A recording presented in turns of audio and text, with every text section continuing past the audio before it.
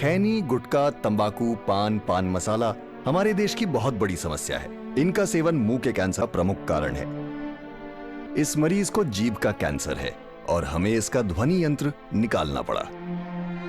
अब सब भगवान के ऊपर है। रेखा की जीभ और निचला जबड़ा हमें निकालना पड़ा। उनका हाथों का 2 चूड़ी बेच दिया। तंबाकू परिवारों को उजाड़ देता है।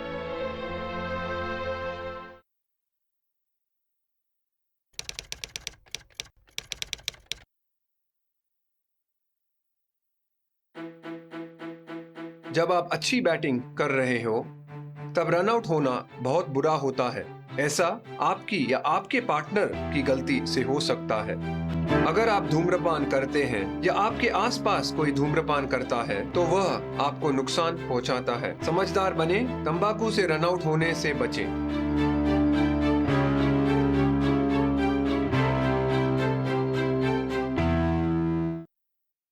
The film is in respect of the Mandir Masjid dispute, which has exercised the minds of the public for several years now. The film depicts the origin of the dispute, tracing the developments through various stages. The film examines comprehensively facets of the issue, including use of religious sentiments, galvanizing and mobilizing support by vested interests for their own benefit. The role of political, religious, and leaders of the community in utilizing the Mandir Masjid dispute for advancing their own goal. The producer of the film has sought to present the divergent viewpoints in an objective manner by putting forth the respective viewpoints in a form of a dialogue and discussions between characters who are knowledgeable and or have done research on the subject by use of voiceovers, relying also on the facts and recordings available in public domain. The film producer has attempted to present in a cogent manner the various perspectives impartially and shall not be deemed to have taken any partial position on the issue. The filmmaker declares that the characters shown in the film are fictitious and bear no resemblance to any person living or dead, and similarly, if any, is purely coincidental. The film and the dialogues as presented are not intended to show any disrespect or degenerate anyone. The presentation is an attempt to spread the message of brotherhood and comity among different committees, transcending religions, linguistic or regional differences and diversion, and for striving towards communal harmony.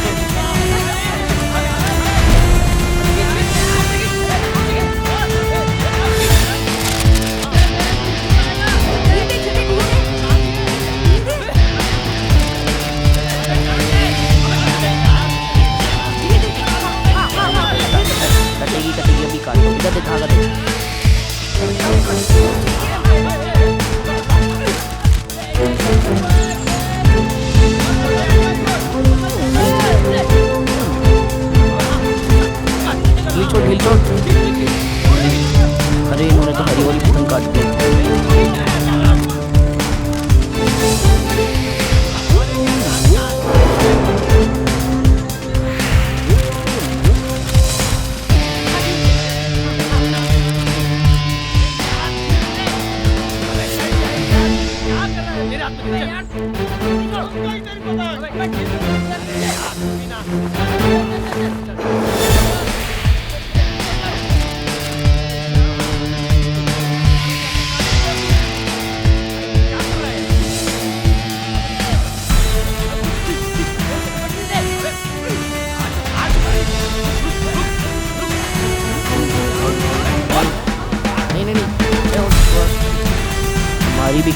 यार, हमारी भी कर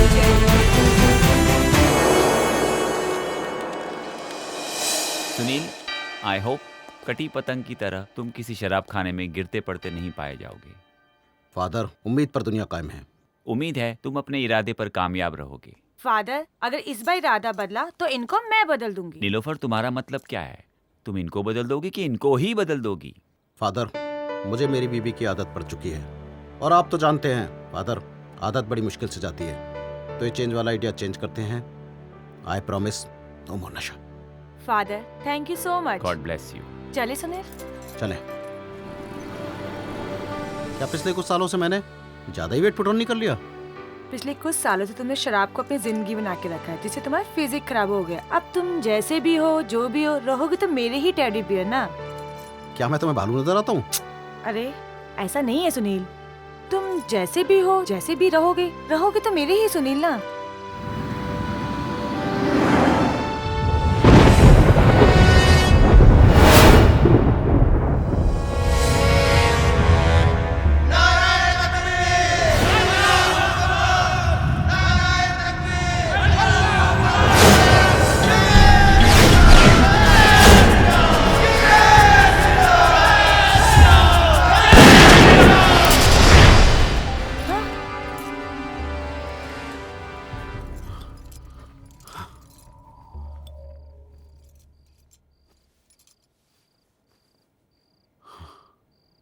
बारूद की इमारतों में लोगों ने ठिकाना बनाया है।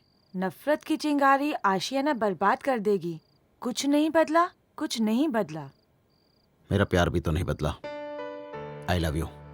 आई लव यू टू जान। जो तब हुआ था वो अब नहीं होगा। मैं अपना माफीनामा अखबार में छापूंगा। 20 साल बाद तुम्हें अपनी गलती का एहसास है, इतना ही काफी है। प्रैक्टिकली सोचो ना। प्रैक्टिकली सोच रहा हूँ। आज मीडिया पावरफुल है, गवर्नमेंट और पब्लिक दोनों पे अपनी पकड़ रखता है। मेरा माफीनामा दूसरे जर्नलिस्टों को गलती करने से रोक सकता है। और हम? जो सजा हमें मिली उससे बढ़कर और क्या हो सकता है? वही करो जो तुम्हें सही लगे।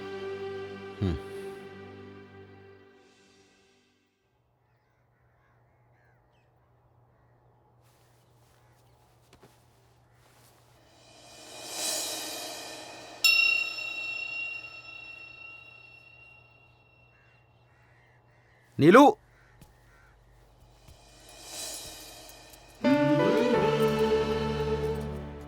ऑफिस जा रहा हूँ। अल्लाह आपको कामयाबी दे। बाय।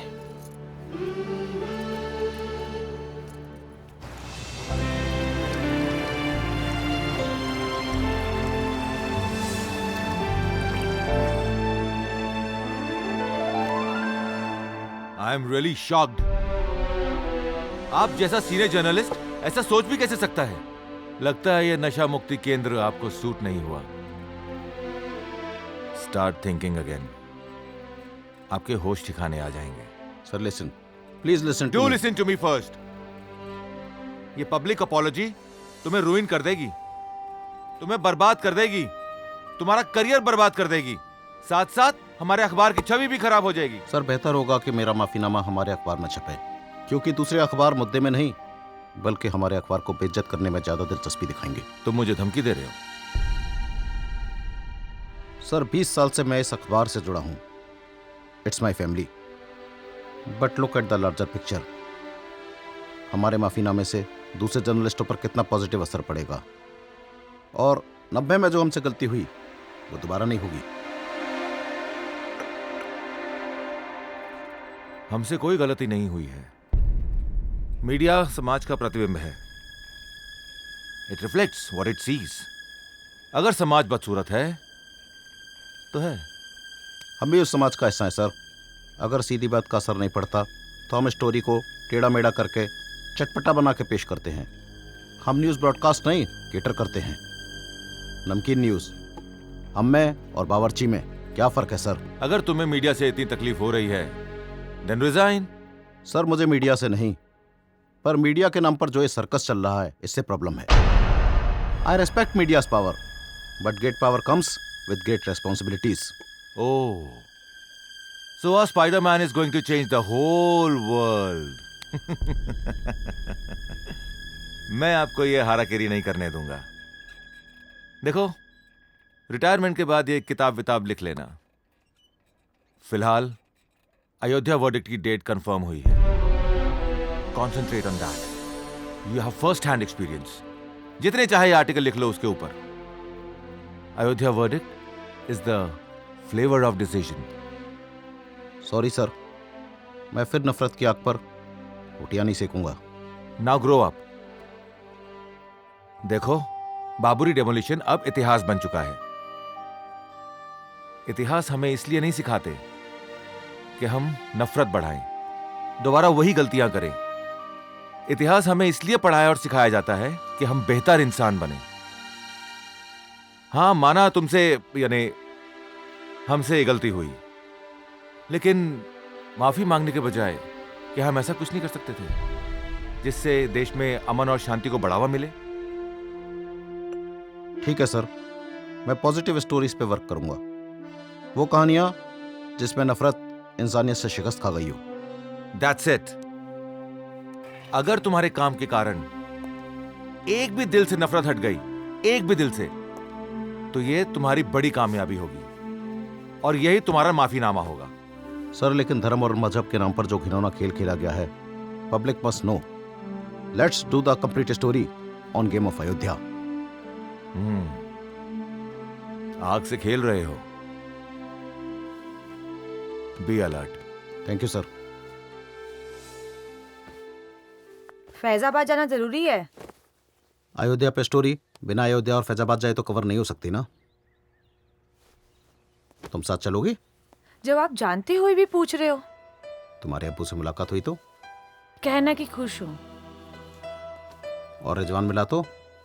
कौन रिजवान? हेलो, रिजवान से मैं मुलाकात बिना तुम्हारे नहीं करूंगा।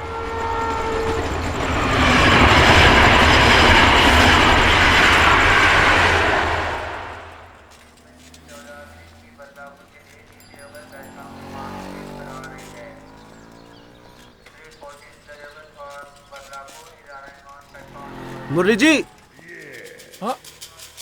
अरे सुनील जी, अरे अरे आप आ गए।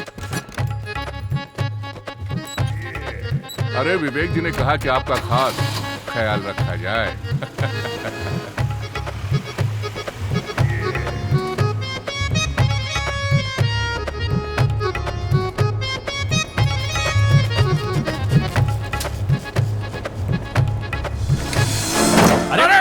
अरे दिखता नहीं क्या? इरफान शेख। मुरली जी, आप गाड़ी जरा साइड में लगाइए, मैं इनसे मिल के आता हूँ। अरे कौन? अरे क्या है ये सब? इरफान। हाँ इरफान शेख। हाँ, मैं सुनील चौधरी। तुम सुनील? शुक्रिया। Thank you.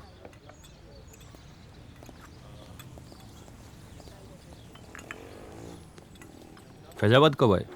दोपहर की ट्रेन से। जैदी साहब को पता है? नहीं, काम के सिलसिले में आया था। शहर काफी बदला हुआ नजर आ रहा है। हमारे लिए तो कुछ भी नहीं बदला। शादी हो गई तुम्हारी?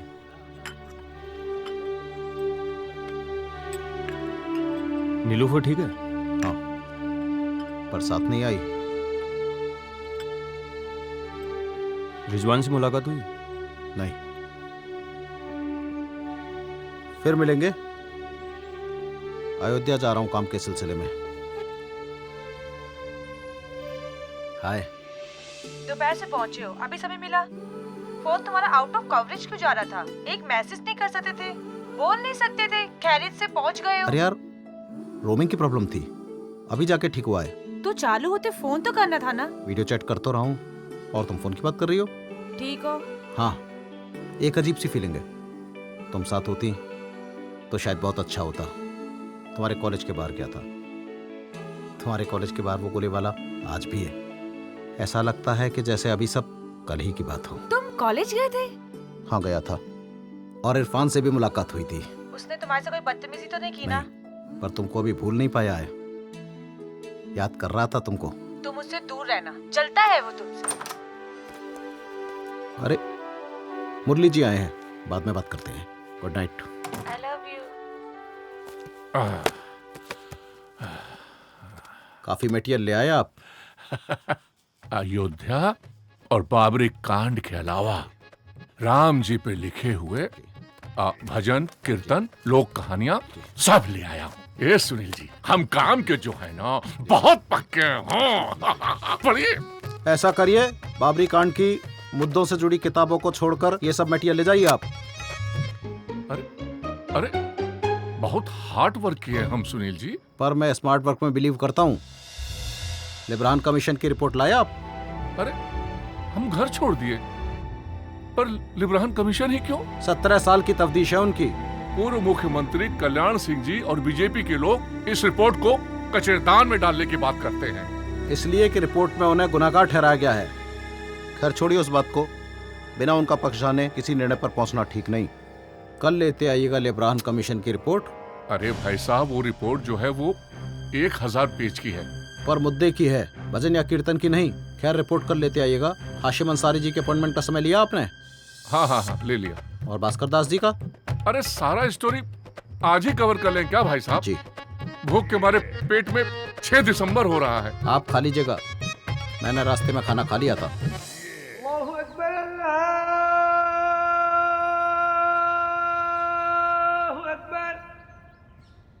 सुनील जी, अरे आपके बाबरी कांड में इस जगह कुछ लेना देना है क्या? हाय दरगाह, नफरत की आग के बीच मेरी मोहब्बत की कहानी है। मोहब्बत की कहानी? जी। अरे हम कुछ समझे नहीं सुनील जी। आज से 20 साल पहले जब मैं नया जर्नलिस्ट बना था तो मैं और नीलोफर, मेरी नीलोफर, अक्सर यहाँ आया जाया करते थे। ओह, जब सारा देश नफरत की आग में जल रहा था तब आप हिंदू मुस्लिम प्रेम कहानी पे कवरेज कर रहे थे? ओह मुरली जी। जी। कवरेज तो मैं नफरत की कर रहा था, पर मोहब्बत कर बैठा। और मैं क्या, इस मुल्क में बहुत से हिंदू और मुसलमान मोहब्बत करते हैं। पर हाँ, कुछ लोग नफरत फैलाने का काम करते हैं। For some, the temptation of power is supreme. The usual mean for acquiring power is through politics. There is always an urge and quest to use politics for acquiring power and for one's own purpose. Nothing matters beyond political desirable results, however achieved. In the process of acquisition of power, the consequence of the process on institution, the nation, individual, and a society as a whole does not matter. Life itself becomes politicized, objectivity or intellectual honesty or logic is lost in this process. To acquire the political power or to achieve the politically desirable results, constitution law, written or unwritten, moral ethics, epics are completely ignored. Healthy or legitimate process of governance is not cared for, and political neutrality is lost.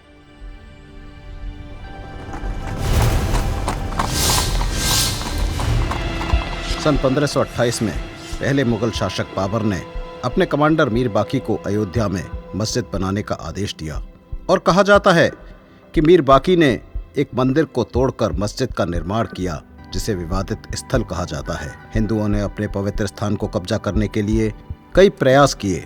1767 में एक Austrian Jesus traveller Joseph टिफिनवर्थ ने अपने किताब में कहा कि हिंदुओं ने 1767 में राम चबूतरे का निर्माण किया और वहां पर पूजा अर्चना की, और उन्होंने गुंबद के अंदर हिंदुओं ने रामनवमी भी बनाई, ऐसा उन्होंने किताब में कहा। 1853 में पहली बार हिंदू और मुसलमानों के बीच सांप्रदायिक झगड़ा विवादित स्थल में हुआ। 1885 में महंत रघुवर दास ने अयोध्या में राम मंदिर निर्माण के लिए फैजाबाद के कोर्ट में पहला सिविल सूट फाइल किया।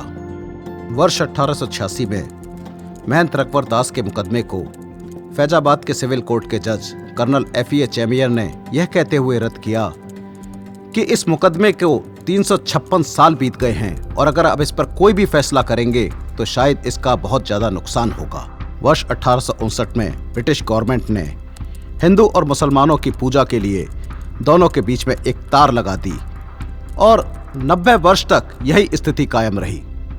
1934 में विवादित स्थल पर कब्जे को लेकर दोनों समुदाय के बीच फिर झगड़ा हुआ और तब से विवादित स्थल को ताला बंद कर दिया गया। हालांकि वहां पर मुसलमानों को नमाज अदा करने के लिए ना तो कोई जुडिशरी ने और ना कोई एडमिनिस्ट्रेशन ने इस तरह का ऑर्डर दिया, लेकिन फिर भी 1934 से मुसलमान वहां पर नमाज अदा नहीं कर रहे विवादित स्थल पर, ऐसा बीजेपी का श्वेत पत्र का कहना है। 1947 में देश के बंटवारे से पहले भी हिंदू और मुसलमानों के विवाद थे और ये विवाद पार्टीशन के बाद 1947 के बाद और ज्यादा बढ़ते गए। 23 दिसंबर 1949 से पहले अयोध्या में कोई अप्रिय घटना पार्टीशन के बाद नहीं हुई। 23 दिसंबर 1949 की सुबह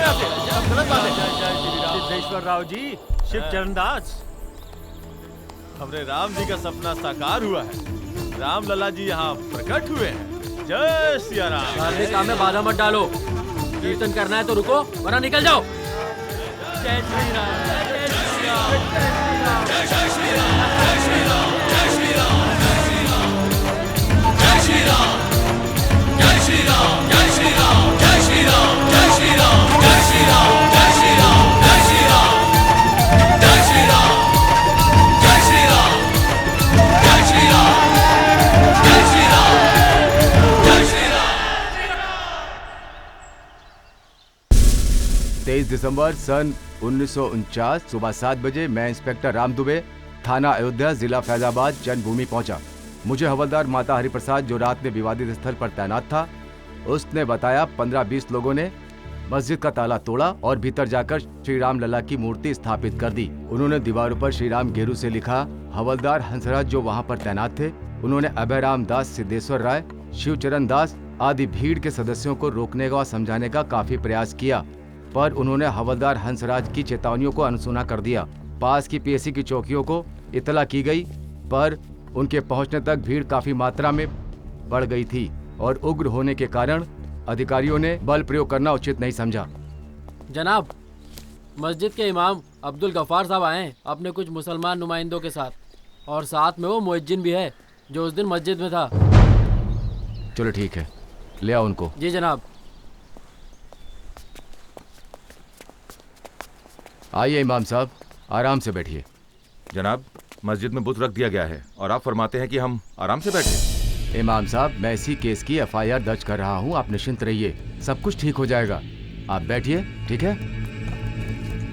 दिलासा देने के बजाय आप हमारे साथ चलिए और उन फिरका परस्तों से कहिए मस्जिद से बुत हटा लें। सब्र रखिए, मामला उच्च स्तर के अधिकारियों तक पहुँच गया है, जिसमें सिटी मजिस्ट्रेट गुरुदत्त सिंह और डीएम के नायर साहब इस केस की खुद तफ्तीश कर रहे हैं। सिटी मजिस्ट्रेट और डिस्ट्रिक्ट मजिस्ट्रेट पर हमने एतबार किया।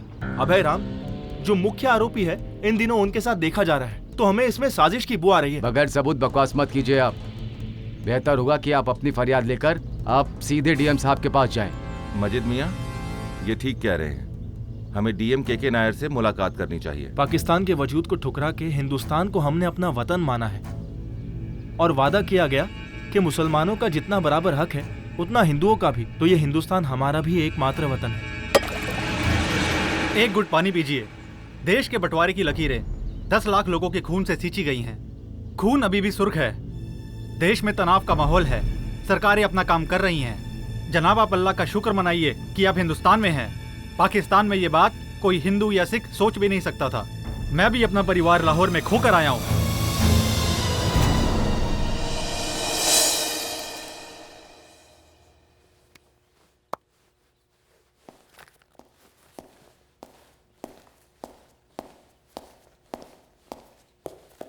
अरे मुरली जी।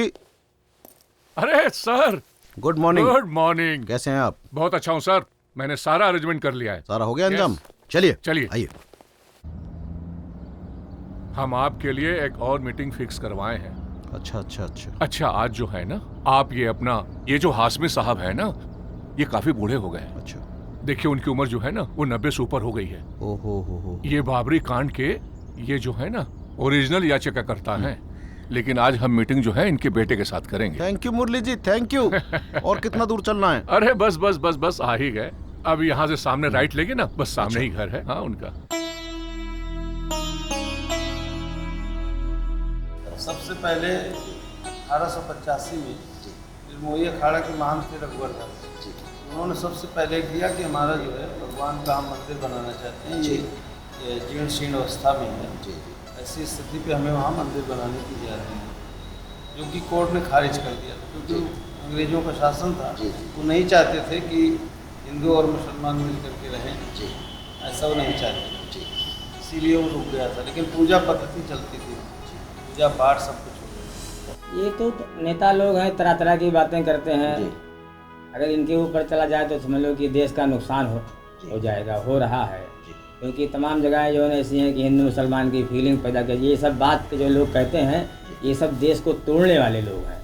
कि हिंदू मुस्लिम को ऐसी बात पैदा करो कि झगड़ा हो, लड़ाई हो, एक दूसरे में नफरत पैदा हो, कि लोग आपस में मिलेंगे नहीं तो उसमें नेताओं का फ़ायदा होता है। इसलिए ये सब काम बोलो आज ये कर दो, आज वो कर दो। लेकिन इसमें कई हिंदूवादी संगठन जैसे विश्व हिंदू परिषद, भारतीय जनता पार्टी, बजरंग दल, ये सब आपके इस कोर्ट के मसला चल ही रहा था, तो ये सब क्यों शामिल हुए, क्या उद्देश्य था और क्या अचानक ऐसा था कि धारणा कि ये सब लोग आपके साथ आए इस मसले में? नहीं, हमारे साथ नहीं आए जी, तो अपना न्यायालय का कर रहे थे जी। इनका तो सिर्फ एक उद्देश्य था वोट बैंक के लिए, और वो हासिल भी कर चुके हैं। अच्छा, मतलब मुख्य आपका कहना है हिंदू भावनाओं को भड़का करके जी, और तमाम निर्दोष लोग मारे गए, शिकार हुए, राजनीतिक रूप से शिकार हुए, उनको उनकी धार्मिक भावनाओं को भड़काया गया। और वोट बैंक, अगर हम किसी आंदोलन को करते हैं सही से, जैसे देश आज़ाद हुआ, देश आज़ाद हुआ तो उसका जो नेतृत्व कर रहे थे और प्लस जनता, दोनों हताहत हुए, दोनों शहीद हुए, और इसमें एक भी कोई नेता नहीं मारा गया। ये सब अपना वहीं से भाषण दिए, न कोई मौके पे आया। और जो हमारी साउथ की भाषा नहीं जानते थे हिंदी, वो बेचारे हजारों की संख्या के मारे गए। हम लोग मौजूद थे, हमारे सामने गोली, तो उनको क्यों भेजा गया? इतना दोषी अगर मुलायम सिंह हैं तो उतने दोषी ये लोग भी हैं जो उसका करके उनको लाए। तो आपका मुख्य मानना है कि वोट बैंक के लिए, सिर्फ वोट बैंक के लिए हिंदुस्तान की राजनीति में मुद्दा हमेशा कायम रहे, मुद्दा बना रहे, जिससे कि अपना रोजी चलता रहे, रोजी रोटी चलता रहे। निर्मोही अखाड़ा सदैव ये चाहा है कि हम मिलजुल करके करें, और अगर ये लोग इस तरह से आंदोलन न किए होते तो ये मसला आज के 30 साल पूर्व हल हो गया। तो मैं मुलायम सिंह जी की सरकार थी इस देश में, और उन्होंने बहुत विवादित बयान दिया था, परिंदा भी पर नहीं मारेगा। वो कहते थे यहाँ परिंदा भी पर नहीं मारेगा। ये भी वोट बैंक का था कि हम मुसलमानों को खुश कर लेंगे। ऐसा लग रहा था देश में कोई मुसलमान चाह रहा है, कोई हिंदू चाह रहा है, सब वोट चाह रहे हैं, सब मुद्दे का हल कोई नहीं चाह रहा। राजनीति हावी नहीं होगी, धर्म पर राजनीति, राजनीति पर धर्म हावी हो सकता है, लेकिन राजनीति धर्म पर नहीं हावी होनी चाहिए, तो देश विकास नहीं। आपस में क्या मुसलमान पक्ष और हिंदू पक्ष सुलह से, कोर्ट के बाहर सुलह करके भी इस मसले का हल कर सकता है? तो मुसलमान तो चाहते हैं कि हो जाए, लेकिन विश्व हिंदू परिषद नहीं चाहता। सुनील जी, ये देख रहे हैं, ये पॉइंट, ये बहुत जरूरी है। हाँ हाँ, इसको लिखिए आप। हाँ, मैं नोट कर लेता हूँ इसको, ठीक है। हाँ। 60 साल पहले नेहरू जी और सरदार पटेल साहब ने तब के उत्तर प्रदेश के मुख्यमंत्री गोविंद वल्लभ पंत को चिट्ठी लिखी थी इस मामले को जल्द से जल्द सुलझाने के लिए। ये दोनों भारतवर्ष के इतने दिग्गज नेता हैं, जब इनसे ये मामला नहीं सुलझा तो आज के नेता क्या सुलझाएंगे? सुनील साहब, सोचने वाली बात है। जनाब, आदाब। अरे आदाब। आदाब। हम आपकी कुछ मदद कर सकते हैं? जी, मेरा नाम सुनील चौधरी है और ये मेरे दोस्त हैं मुरली जी। आपकी तारीफ? जी, हमारा नाम है हाजी अनवर हुसैन। अरे आप बैठिए बैठिए बैठिए, तशरीफ रखिए, बैठिए। हम यहाँ के लाइब्रेरियन हैं जी। हमने आप दोनों की डिस्कशन को सुना जी। वो ये था, इजाजत हो तो कह सकते हैं? जी जी जी जी। कि नेहरू जी और पटेल साहब ने अपने जमाने में इस केस को सुलझाया क्यों नहीं? वो क्या है कि उस जमाने के मुसलमान भी नेहरू जी को पसंद नहीं किया करते थे और आज के मुसलमान भी नेहरू जी को पसंद नहीं किया करते हैं। अब इसका एक कारण है, बहुत बड़ा कारण है, कि उनकी सरकार के वक्त बाबरी मस्जिद में बुत रखा गया था। तो जनाब, आप बाबरी कांड के लिए पंडित नेहरू जी को जिम्मेदार मानते हैं? हाँ भी और ना भी। वैसे देखा जाए तो यह जिम्मेदारी पंडित जवाहरलाल नेहरू की थी, लेकिन दंगों के बाद हिंदुस्तान के मसले बहुत थे, बड़ी समस्याएं थी। मसलन कश्मीर, हैदराबाद, जूनागढ़, गुजरात के बहुत मसले थे। 10% मुस्लिम और 85% हिंदू, सब लोग अपना अपना वजूद ढूंढ रहे थे। इन हालात में नेहरू जी ने सोचा होगा कि इतनी समस्याएं हैं तो फिर क्यों हिंदू और मुस्लिम की समस्याओं में जाया जाए। बात समझ रहे हैं ना?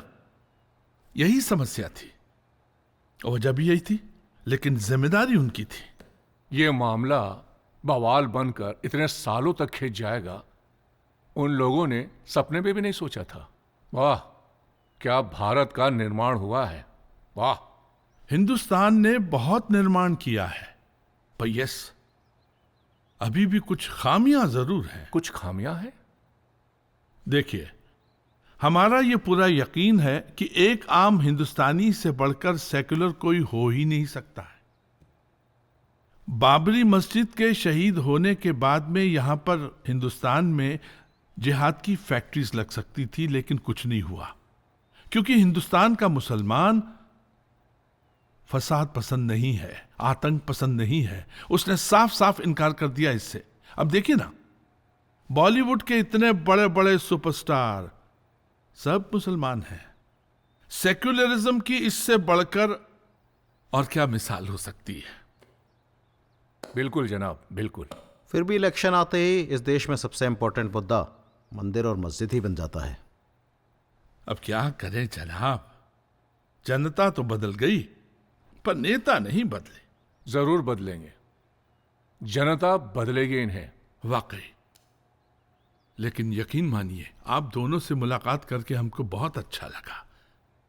अगर आपकी इजाजत हो तो हम वो काम कर लें जिसकी हमको तनख्वाह मिलती है। बिल्कुल बिल्कुल, आइए जी। Okay okay.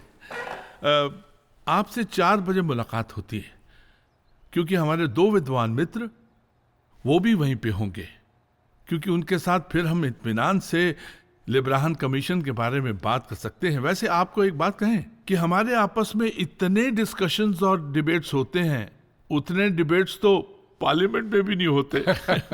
बिल्कुल। इजाजत दीजिए। नमस्कार। नमस्कार। अल्लाह हाफिज। अल्लाह हाफिज। अल्लाह हाफिज।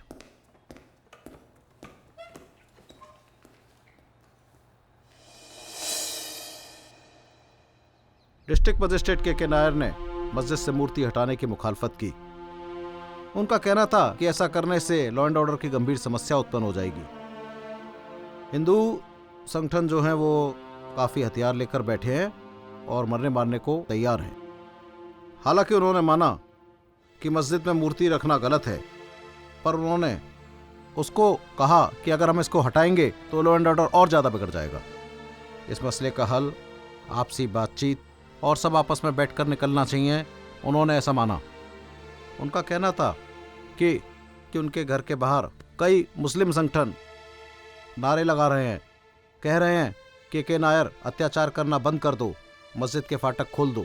उनके घर के बाहर कई संगठन इस तरह से उनके घर के बाहर नारे लगा रहे हैं। उन्होंने ऐसा माना। यही बात के नायर ने तब के उत्तर प्रदेश के चीफ मिनिस्टर, चीफ सेक्रेटरी को अपनी चिंता लेटर में लिखी।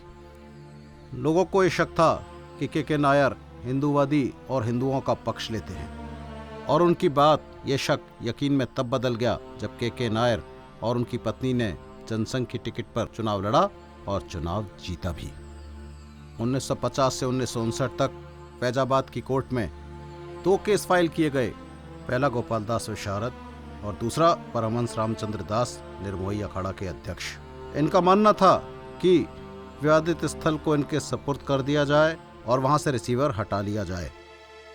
फैजाबाद की कोर्ट ने 19 जनवरी 1950 को एक जजमेंट पास किया, जिसके तहत उन्होंने विवादित स्थल से मूर्ति को हटाने पर रोक लगा दी और कोर्ट ने उसकी मंदिर की मूर्ति की पूजा अर्चना के लिए एक पुजारी को नियुक्त किया, परंतु श्रद्धालुओं के दर्शन करने पर रोक लगा दी। और हाँ, कोर्ट ने मुसलमानों के नमाज अदा करने पर भी वहां पर रोक लगा दी।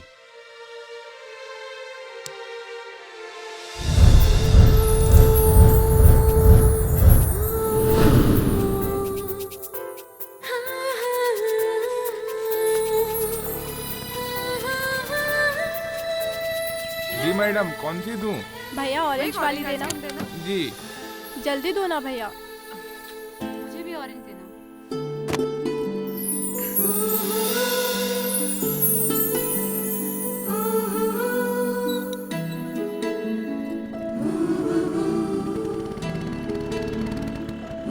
कितनी अच्छी लग रही है ना, बचपन से ही मुझे बहुत पसंद है। हाँ, बहुत टेस्टी है, मैंने तो पहले ही कहा था।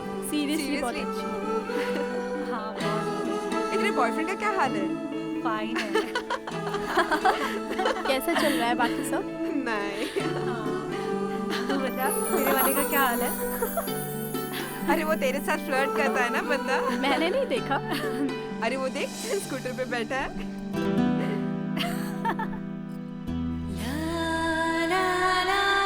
और बता, क्लास कैसी चल रही है? बहुत टेंशन है यार। किस बात की? पढ़ाई की?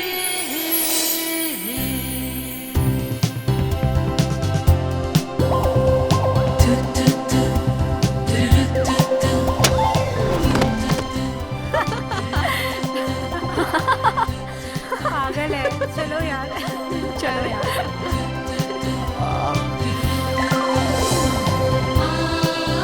कहाँ जाएंगी? जी बैठिए। अरे देख, उज्जैन वाला लड़का। देख, तुझे ही देख रहा है। पागल है। रुको भैया। पागल है। चलिए भैया। जी मैडम।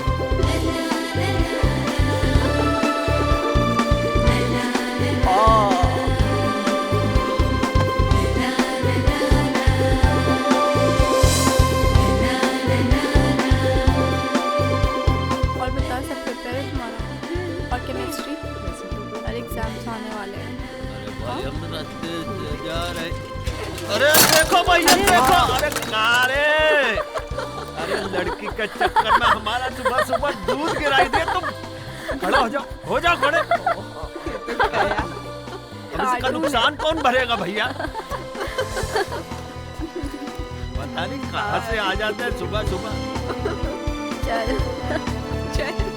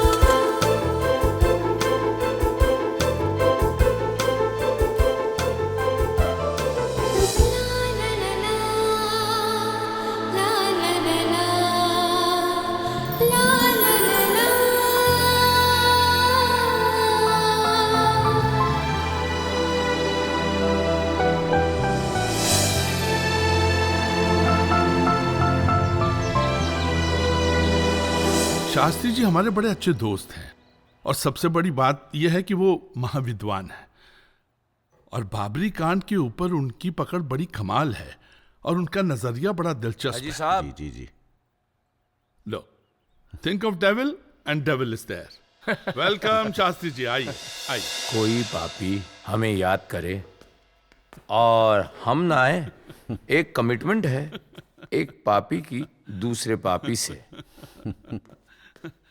मैं आपको जरा इंट्रोड्यूस करवा दूं। आप हैं सुनील चौधरी जी। नमस्कार। हमने जिक्र किया था, इनका याद है। और आप हैं मुरली जी। जी नमस्ते। नमस्ते नमस्ते। और आप हमारे शास्त्री जी। अच्छा आप बैठिए, आइए आइए। जी बैठिए। सुनील चौधरी जी बाबरी कांड के ऊपर कुछ रिसर्च करने के लिए आए हैं और हमने सोचा कि आपसे बढ़कर नजरिया और किसका मुख्तलिफ होगा। जरा कुछ रोशनी डाल दीजिए। क्यों नहीं। देखिए, अयोध्या में जो घटा जी, यहां से 2000 किलोमीटर दूर तमिलनाडु के एक छोटे से गांव में मीनाक्षीपुरम में उसकी नींव पड़ी थी। मनुस्मृति में शूद्र वर्ण को अन्य वर्णों का दास माना गया। सदियों से उसका शोषण हुआ। अनेक प्रयत्नों के बाद भी शूद्र का समाज में कुछ नहीं हो। वो हमेशा से तिरस्कार के पात्र बना रहे। फिर उनके सामने एक मार्ग जो दिखाई पड़ा वो था धर्म परिवर्तन।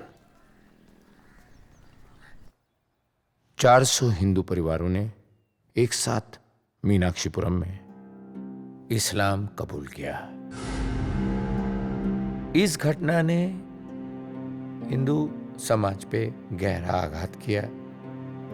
1984 में विश्व हिंदू परिषद के अध्यक्ष अशोक सिंघल जी की अगुवाई में धर्म सांसद बुलवाई गई।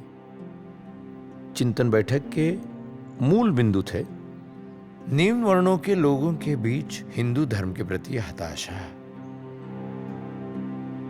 और दिन ब दिन घटती आस्था, तेजी से बढ़ते हुए धार्मिक परिवर्तन।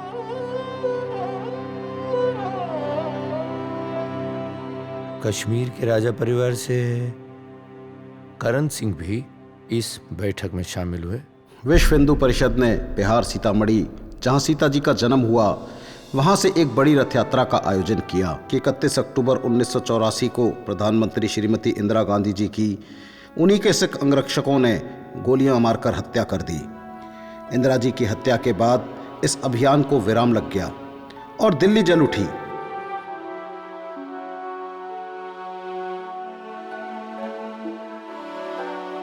इस सब के बीच राजीव गांधी, इंदिरा जी के सुपुत्र, ने देश के नए प्रधानमंत्री के रूप में शपथ ली। सुना है राजीव गांधी नेहरू जी से भी ज्यादा सीटों पे जीत कर प्रधानमंत्री बने थे। देखिए, ये तो बड़ा कड़वा सच है, लेकिन Rajiv Gandhi by default prime minister बने थे। उनकी कुछ दिलचस्पी नहीं थी पॉलिटिक्स में। वो तो अपनी वालिदा की हेल्प करने के लिए आए थे। असल में इस राम जन्मभूमि के पूरे मसले में राजीव गांधी जी की भूमिका सबसे महत्वपूर्ण रही। आपका इशारा मंदिर का ताला खोलने को लेकर तो नहीं है? हाँ, पर इतने साल बाद ताला खोलने का निर्णय क्यों लिया? पॉइंट करेक्ट, बिल्कुल शास्त्री जी। इस पर हमें थोड़ी चर्चा करनी जरूरी है, पर हम खुले में घूम कर करें तो बेटर है। अरे आप कहें और हम न माने, ऐसे तो हालात नहीं। आइए आइए, चल आइए शास्त्री जी। ताला तोड़ो अभियान ने तेजी पकड़ ली थी। महंत परमहंस रामचंद्र दास जी ने आग में स्वयं को स्वाहा करने की घोषणा कर दी थी। अगर 18 अप्रैल 1985 तक ताला नहीं तोड़ दिया तो वहां पर वीएचपी ने 5 लाख राम भक्तों की एक आत्मघाती टोली बनाने का आह्वान कर लिया। वीएचपी दरअसल हिंदू समाज को जोड़ने में कार्यबद्ध हो गए थे। वहां पर महंत जी ने अपने आप को आग में स्वाहा किया नहीं, लेकिन क्या किया उन्होंने, इस मुद्दे की तरफ पूरे हिंदू समाज को कम से कम उनका ध्यान आकर्षित कर लिया गया। वहां पर एक घोषणा हुई, 8 मार्च 1986 तक राम जन्मभूमि का ताला तोड़ दिया जाएगा। अब राजीव गांधी की सरकार पर वीएचपी का असर बढ़ने लगा, दबाव बढ़ने लगा। इससे एक बात तो पक्की निकली कि राजीव गांधी चाहते थे कट्टरपंथियों को शांत करना। ये बात तो सच्ची निकली। बिल्कुल। और इसी दौरान में फैजाबाद के एक वकील उमेश चंद्र पांडे ने एक अर्जी दाखिल कर दी अदालत में। उस अर्जी में लिखा था, राम जन्मभूमि का ताला खोलने के लिए ये अर्जी दी जा रही है। मंदिर पर ताला लगा ना गैर कानूनी है। अब किसी भी कोर्ट ने कभी भी आज तक कोई ऐसा निर्देश दिया ही नहीं। कोर्ट ने याचिका स्वीकार कर ली और 1 फरवरी 1986 को फैसला भी सुना दिया कि अगर राज्य और केंद्र सरकार यह आश्वासन देती है ताला खोलने पर लॉ एंड ऑर्डर की परिस्थिति में कोई परेशानी या दिक्कत नहीं आती, तो हम हिंदू श्रद्धालुओं के लिए मंदिर परिसर का ताला खोल देते हैं। अब राजीव गांधी की सरकार केंद्र और राज्य में थी, तो उन्होंने जाहिर आश्वासित कर दिया। आधे घंटे के अंदर ताला खोल दिया गया और उसका सीधा प्रदर्शन दिखाया गया नेशनल न्यूज और दूरदर्शन पर। अयोध्या और बाबरी कांड पहली बार राष्ट्रीय स्तर पर उजागर हुआ। अच्छा। बाबरी मस्जिद एक्शन कमेटी का गठन भी ताला खोलने के बाद ही हुआ था। मुझे ऐसा लगता है कि वो जो डेट थी 15 फरवरी 1986 थी। सारा मुस्लिम समाज बहुत ही टेंशन में था, बहुत ही सदमे में था। उनको ऐसा लगने लगा जैसे कि वीएचपी का मस्जिद तोड़ने का सपना कामयाब हो जाएगा। उन्होंने एक अदालत में अर्जी दी और अदालत ने उनको स्टेटस को की रूलिंग दे दी। नहीं, वैसे सरकार द्वारा नरसिम्हा राव की अध्यक्षता में एक विशेष कैबिनेट कमेटी बनाई गई। होम मिनिस्टर बूटा सिंह जी ने इन कमेटी वालों के साथ चीफ मिनिस्टर से मीटिंग करवा ली और एक निर्णय लिया गया इस मसले को जल्द से जल्द, मतलब तय समय के भीतर सुलझा लेना चाहिए। देखिए, अब सरकार को समझ में आ गया और बहुत अच्छी तरह से समझ में आ गया कि ये जो अयोध्या का मुद्दा है वो अब राजनीतिक बड़ा मुद्दा बन रहा है। दोनों पक्षों के बीच में मीटिंग लगातार चलती रही, लेकिन फैसला कुछ नहीं निकला।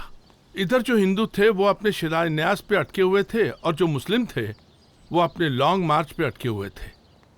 लेकिन मुसलमानों की सिर्फ एक ही डिमांड थी और वो ये थी कि बाबरी मस्जिद में से राम लल्ला का बुत हटाया जाए। यूपी सरकार की याचिका पर अदालत के सारे मुकदमे इलाहाबाद हाई कोर्ट में फाइल कर दिए गए। एक भव्य मंदिर का मॉडल बनाया गया और देश भर से शिला लाकर 10 नवंबर 1989 को शिला पूजन की नींव डालने का आयोजन भी तय हुआ। शास्त्री जी, अब तक बीजेपी का कहीं कोई जिक्र ही नहीं हुआ। एक बात तो माननी पड़ेगी कि आप सवाल बड़े दिलचस्प करते हैं, कमाल के करते हैं आप। इसी राम जन्मभूमि के मुद्दे पर अपना सुख भोगने वाली बीजेपी उस वक्त सिर्फ 2 सीटों की पार्टी थी। शास्त्री जी, बीजेपी का गठन तो सन 1980 में हुआ था और इसके ज़्यादातर सदस्य जो प्राइमरी मेंबर हैं वो जनसंघ के थे। जी, असल में जनसंघ के लोग बीजेपी से जुड़े थे। बीजेपी राम जन्मभूमि के मुद्दे को लेकर खुलकर सामने आई जून 1989 में, जब नेशनल एग्जीक्यूटिव कमेटी में मीटिंग हुई। वहाँ पर बीजेपी ने खुल के वीएचपी के इरादों का, मुहिमों का समर्थन किया। बल्कि उतना ही नहीं, उन्होंने कह भी दिया आगे चलकर हम बढ़ चढ़कर इसमें हिस्सा लेंगे। घोषणा ही कर दिया, आप ऐसे कह दीजिए ना। इन शॉर्ट बीजेपी ने क्या कर दिया, बीजेपी ने, आप रिकॉर्ड कर रहे हैं? जी। इन शॉर्ट बीजेपी ने कह दिया, सोच लिया कि अपना जो भावी चुनाव है ना, उसमें राम जन्मभूमि अपना मुद्दा रहेगा, उसको लेकर वो लड़ेगी। सच बताऊं तो इस देश की राजनीति की दिशा और दशा अब बदलने जा रही थी। ये लड़ाई जो है, ये राजनीतिक, धार्मिक और कानूनी तीनों अखाड़ों में लड़ी गई। शास्त्री जी, आपको याद होगा कि राजीव गांधी ने अपनी इलेक्शन कैंपेन फैजाबाद से शुरू की थी। जी। वहां पर उन्होंने बहुत सारे भाषण दिए थे और फकत एक भाषण में उन्होंने ये कहा था कि वो राम राज्य लाना चाहते हैं। अभी विडंबना देखिए कि बीजेपी का भी वही एजेंडा था, राम राज्य। और इस नारे से जितने मुसलमान थे सब खफा हो गए कि ये तो राम राज्य लाना चाहते हैं। ठीक है, राजीव गांधी उस वक्त में 2 सीट वाली बीजेपी पार्टी को कुछ समझते ही नहीं थे। उनके लिए था कि दे आर पिप्स क्विक, लेकिन उनको पता नहीं था कि भविष्य उसी का होगा जिसका नाम है बीजेपी। कांग्रेस के बूटा सिंह और एन.डी. तिवारी की मौजूदगी में एक हरिजन बंधु केमेश्वर चौपाल द्वारा पहली शिला यानी फाउंडेशन स्टोन लगाया गया और अशोक सिंघल जी ने घोषणा की शिलान्यास मंदिर के निर्माण की शुरुआत। बीजेपी के चुनाव प्रचार में आरएसएस, वीएचपी, संघ समाज, यूं कहो पूरे संत परिवार का समर्थन रहा। चुनाव में असल में 85% हिंदू वोटों पर उनकी नजर थी। और 1989 के चुनाव में बीजेपी का सपना सत्ता पाने का हिंदुत्व की लहर में 2 सीटों से 85 सीटों तक पहुंच गया। और जनता दल को 143 सीटें मिली। जनता दल और बीजेपी का एक ही एजेंडा था, एक ही मकसद था, वो ये था कि राजीव गांधी को हटाना, उसको हराना। फिर जनता दल नेशनल फ्रंट ने बीजेपी का बाहर से बहुमूल्य समर्थन लिया और सत्ता बनाई। वीपी सिंह 2 दिसंबर 1989 को प्रधानमंत्री बने। अरे लो, आ गए हमारे थर्ड मस्किटियर। कैसे हैं? आदाब आदाब आदाब। कैसे हैं? ये हमारे दोस्त, खास दोस्त रहमान जैदी साहब, और ये सुनील चौधरी। जनाब ये हमारे दामाद हैं। तभी हम कहें कि इनसे मुलाकात करने के बाद में अपनापन क्यों मिल रहा है। Pleasure all the way. अरे अरे अरे नीलोफर साथ है ये क्या? नहीं। खैर कैसी है वो? ठीक है, हम कल वेट करते हैं। अभी आप दोनों आपस में बात कीजिएगा। खुदा हाफिज। खुदा हाफिज। नमस्ते। खुदा हाफिज। कैसे हैं आप सब? सब अच्छे हैं। रिजवान को देखोगे तो अपने पे फख्र करोगे। मिलोगे उससे? नीलोफर के बगैर नहीं। आप होटल चलेंगे? चलो आइए। नीलू, अब्बू।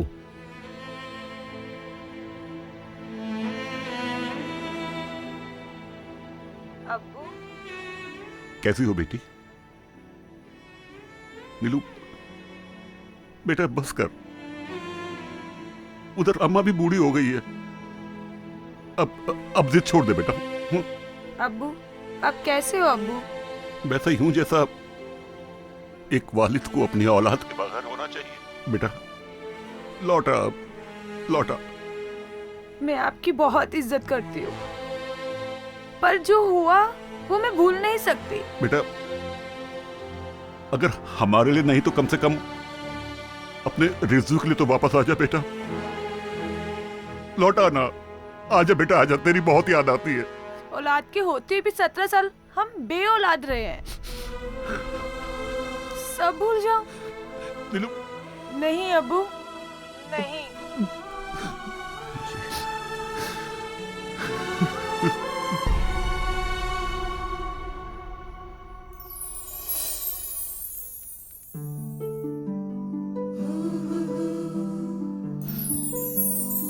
I love you.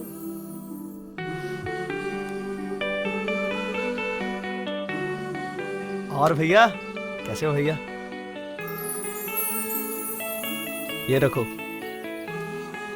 एक काम था तुमसे यार, छोटा सा। ये लेटर, वो जो पतली सी लड़की आती है ना, ये प्लीज उसे दे देना। दे देना उसको यार। जी साहब। पक्का? थैंक यू भाई।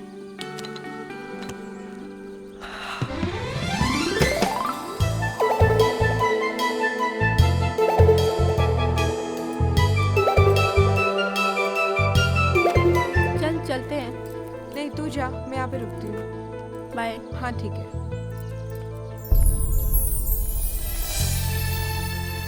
भैया एक ऑरेंज आइसक्रीम देना। मैडम ये चिट्ठी साहब ने दी है। हेलो।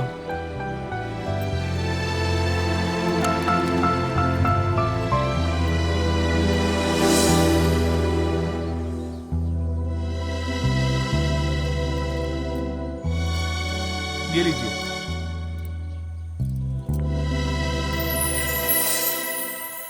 तो तुम हिंदू हो? क्यों, हिंदू होना गुनाह है? नहीं, मेरी बहुत सी सहेलियां हिंदू हैं। तो इस सहेली से, मेरा मतलब हमारे हिंदू होने से आपको क्या प्रॉब्लम है? सहेलियों में और तुम में बहुत फर्क है।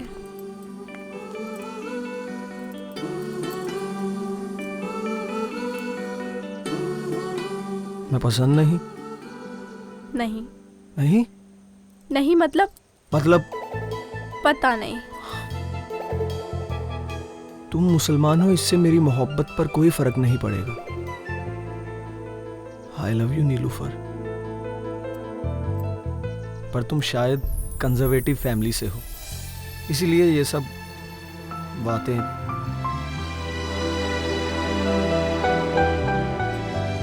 नहीं, एक्चुअली मेरे अब्बू भी कंजर्वेटिव नहीं है, बहुत लिबरल हैं, पॉलिटिकल साइंस के लेक्चरर हैं। इसीलिए उन्हें पॉलिटिक्स और रिलीजन की बहुत बारीकी से समझ है। बहुत लोग तो उन्हें अथिस्ट भी कहते हैं। बहुत ब्रॉड माइंडेड है वो। मगर मेरी बड़ी अम्मी, मेरी दादी पूरी दुनिया सर पे उठा लेंगी अगर उन्हें पता चला कि मैं किसी हिंदू लड़के से प्यार करती हूँ। प्यार करती हो मुझसे? मोहब्बत करती हो मुझसे? मैं झूठ नहीं बोलती।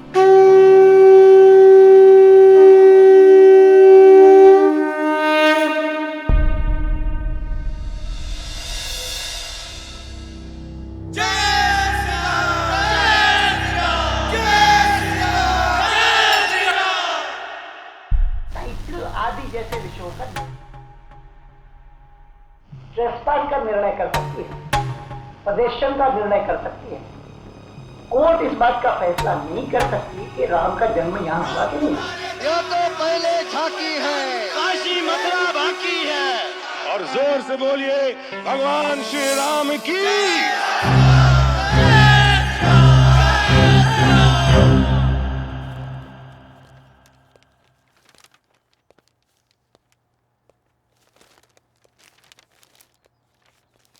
ये लो, पढ़ो गरम न्यूज़।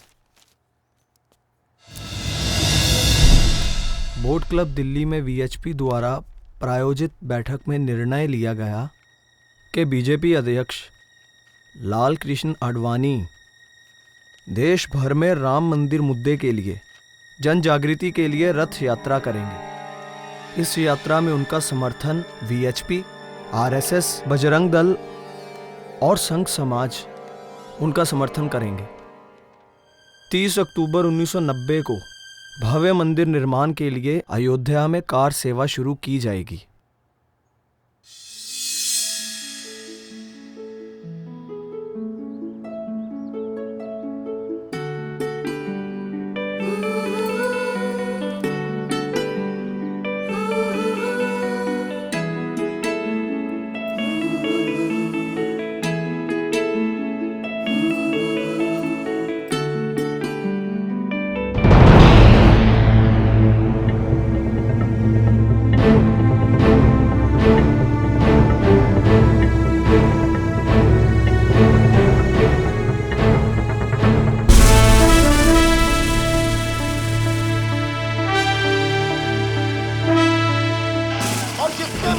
संकल्प किया हुआ है कि 30 अक्टूबर को वहां पर पहुंच करके कार सेवा करेंगे और मंदिर वहीं बनाएंगे।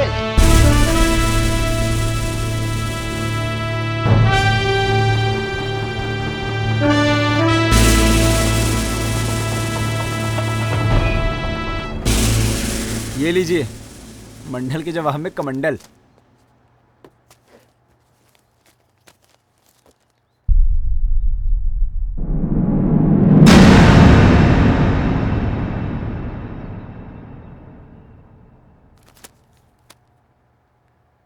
मुनाफ लोकल न्यूज से अब हम रियल गेम में आएंगे। National news. मंडल कमीशन से बवाल मचेगा, पर यहाँ के सीनियर्स हमें न्यूज़ कवर करने नहीं देंगे। तुम्हारे कैमरे और मेरी कलम में दम हुआ तो वो अपनी जगह खुद बनाएंगे। काम में दम हुआ तो कोई भी छाप देगा।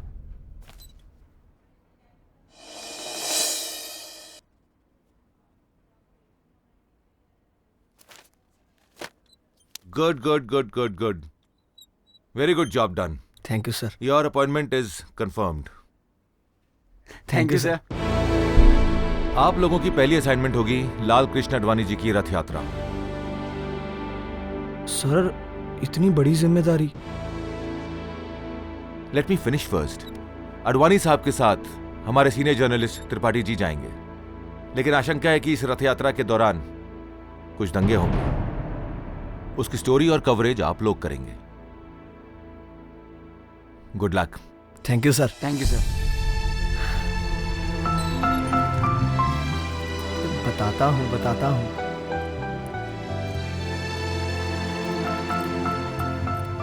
पहले मिठाई खाओ।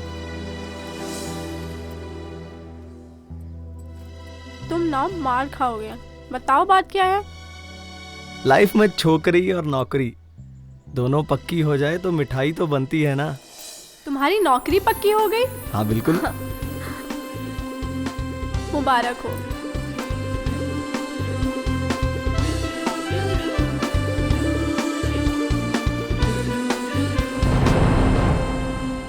मक्कार काफिर।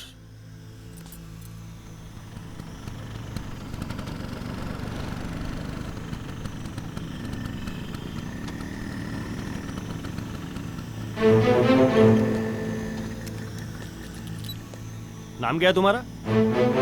मैं सुनील चौधरी। नीलोफर से दूर रहो तुम। भाई हो कौन तुम? तुम अपनी चिंता करो, आगे से मुसलमानों के मोहल्ले में दिखे ना तो लौट नहीं पाओगे। हिंदुओं के मोहल्ले में ये बात कर रहे हो? देख भाई, ठंड रख, आराम से बैठकर बात करते हैं। पहले ये बताओ तुम हो कौन? जो बोला है ना वो ध्यान में रख।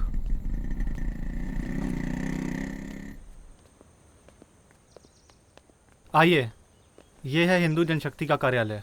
सभी अरेंजमेंट्स हो गए? सारा अरेंजमेंट कर दिया है। आपको कोई दिक्कत नहीं होगी, आप आराम से इंटरव्यू वगैरह ले सकते हैं। जी बहुत बहुत शुक्रिया। और आप अंदर जाना चाहोगे? जी। रुक जा, इनके 2-4 कार्यकर्ताओं पर 302 का केस है। सवाल इतने टेढ़े मत पूछना कि हमें ऑफिस से बाहर सीधा होकर निकलना पड़े। एक पत्रकार की स्याही में सच बहना चाहिए, भय नहीं। अच्छा भाई, चला। देखना कहीं खून ना बह जाए। अरे यार चल चल चल।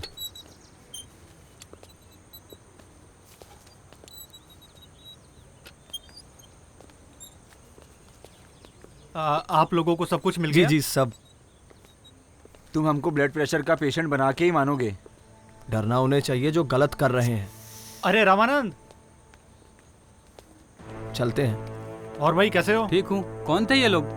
ये जर्नलिस्ट है। जर्नलिस्ट? हिंदू जनशक्ति मुस्लिम लड़कियों को फांस कर हिंदू बनाने की साजिश है इन काफिरों की। भाईजान कहो तो काट दूं सालों को।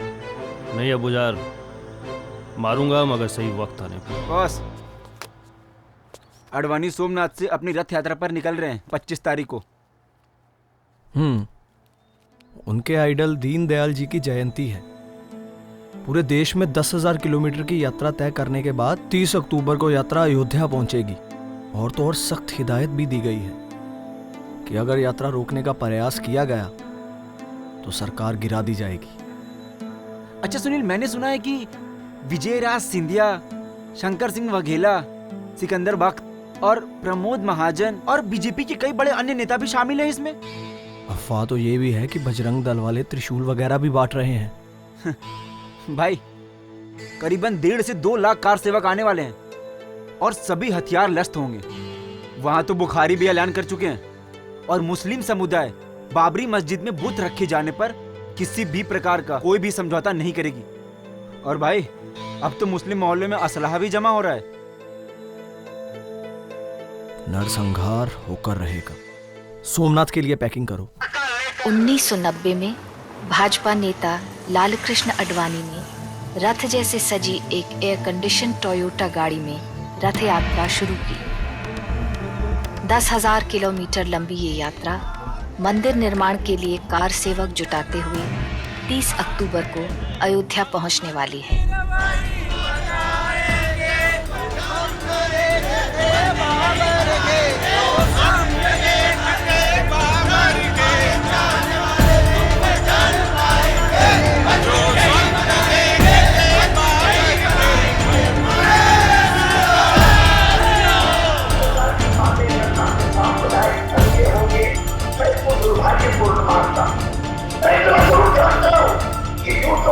चलान करने के लिए 4 लोग भी कर सकते हैं, लेकिन कम से कम इस यात्रा के कारण किसी भी प्रकार की गड़बड़ नहीं होगी, ये मुझे विश्वास है।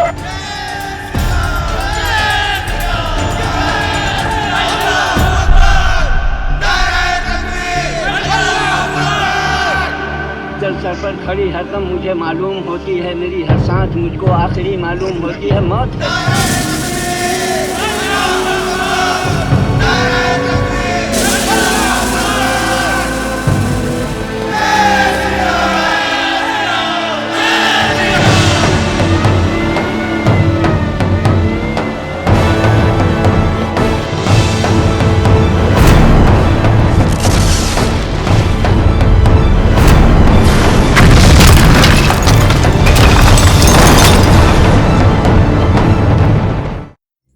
इस शहर को ये हुआ क्या?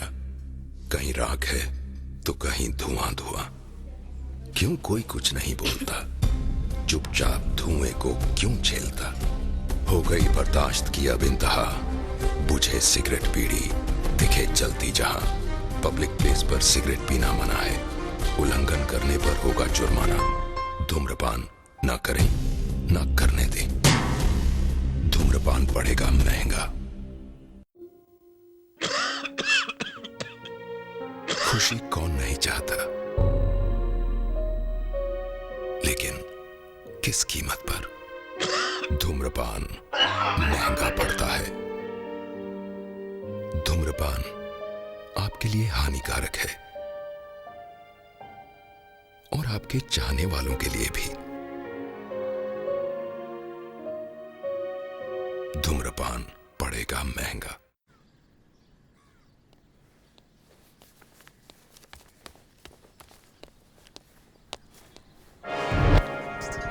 अरे आराम से चल।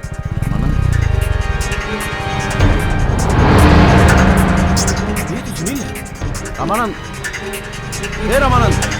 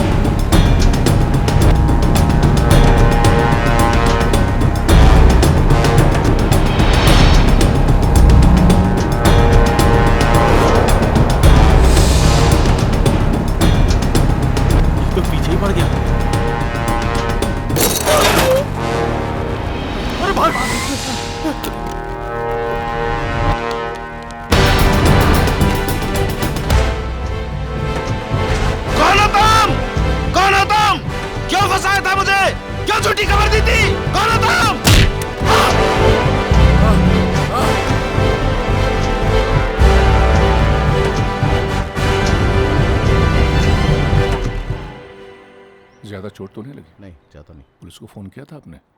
Very good. हाँ बेटा, सेफ चॉइस है, हमें पुलिस को इन्फॉर्म कर देना चाहिए। एडिटर साहब मना कर रहे हैं, केस खुलेगा तो तफ्तीश में सब कुछ पता चलेगा।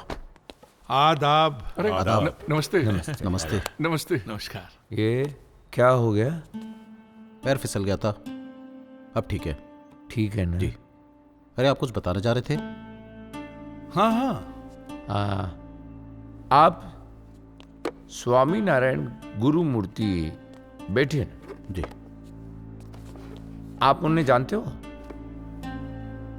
वो चेन्नई में चार्टर्ड अकाउंटेंट थे, रामनाथ गोयनका के सलाहकार थे और बीजेपी संघ के काफी नजदीकी थे। वीपी सिंह ने उन्हें खास बुलाया था बीच का रास्ता निकालने के लिए। गुरुमूर्ति ने सुझाव दिया कि सेंट्रल गवर्नमेंट को डिस्प्यूटेड साइट की इर्द गिर्द की सारी जमीन का अधिग्रहण करके वीएचपी की किसी ट्रस्ट को सुपुर्द कर देना चाहिए और डिस्प्यूटेड साइट्स के फैसले को सुप्रीम कोर्ट पे छोड़ देना चाहिए। और वीपी सिंह मान गए? हाँ, उन्होंने तो ऑर्डिनेंस भी पास कर दिया था। इस फैसले से अडवाणी और संघ परिवार सभी खुश थे। मुस्लिम समाज ने जमकर इसकी मुखालफत की। वीपी सिंह ने दबाव में आकर सेकेंड ऑर्डिनेंस पास कर दिया और लेकिन फर्स्ट को कैंसिल कर दिया। इससे फिर आडवाणी और वीपी सिंह के बीच तनाव और बढ़ गया। 23 अक्टूबर को आडवाणी और प्रमोद महाजन दोनों को गिरफ्तार कर लिया गया। बीजेपी प्रेशर और मंडल की मुखालफत झेलती वीपी सिंह की सरकार चलाना नामुमकिन हो गया था और ऐसे में सांप्रदायिक राजनीति से लड़ते हुए अपनी सरकार की आहुति देना बेहतर विकल्प था।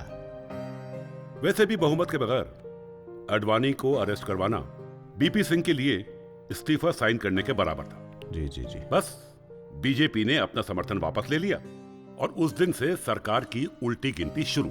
और अगले ही दिन बीजेपी ने भारत बंद का ऐलान कर दिया। मुलायम सिंह यादव को जिंदगी में पहली बार वोट बैंक की सियासत का समीकरण पता चला और वो था यादव और मुस्लिम कॉम्बिनेशन। कमाल कर दिया उन्होंने। जबरदस्त घेराबंदी करके उन्होंने अयोध्या और फैजाबाद को मानो एक मिलिट्री छावनी में तब्दील कर दिया और मुलायम जी ने बाबरी मस्जिद की सुरक्षा का अपना भरोसा जताते हुए कहा था, यहाँ परिंदा भी पर नहीं मार सकता। 30 अक्टूबर को अशोक सिंघल, उमा भारती और सैकड़ों कार सेवक छुपते छुपाते हुए अयोध्या में घुस गए। हाँ, फिर कार सेवक नारेबाजी करते हुए बाबरी मस्जिद की ओर बढ़ने लगे। बल्कि कुछ कार सेवकों ने एक बस पर कब्जा भी कर लिया। फिर मुलायम सिंह के घेरावबंदी को तोड़ते हुए उन्होंने मस्जिद पर भगवा फहरा दिया। जब ढांचे को कार सेवकों ने तोड़ना शुरू किया, पुलिस ने फायरिंग की। फायरिंग में कई कार सेवकों की जान गई। सरकारी आंकड़ा 16 था, पर हिंदू पक्ष मानते थे कि कई अधिक कार सेवकों को मारकर सरयू नदी में बहा दिया गया। मुलायम सिंह यादव बाबरी मस्जिद को तो बचा पाए, लेकिन अगले चुनाव में अपनी सरकार नहीं बचा पाए। पर पहले केंद्र सरकार नो वोट ऑर्डिनल के तहत वीपी सिंह की गिरी। और हाँ, फिर 10 नवंबर 1990 को चंद्रशेखर ने कांग्रेस के समर्थन के साथ समाजवादी पार्टी की नई सरकार बना ली। मई 21, 1991 को तमिलनाडु में एक इलेक्शन की रैली के दौरान राजीव गांधी को एलटीटीई के ह्यूमन बॉम्बर ने मार दिया। ये वाकई एक बहुत ही विभत्स हादसा था जिससे सारा देश शॉक्ड हो गया। लोकप्रिय राजीव गांधी जी की मृत्यु का असर चुनाव पर हुआ जाहिर था, होना ही था। एक सिंपैथी वेव से पिछड़ती कांग्रेस 249 सीटों से सत्ता बनाने में कामयाब हो गई और पीवी नरसिम्हा राव जी अगले प्रधानमंत्री बनाए गए।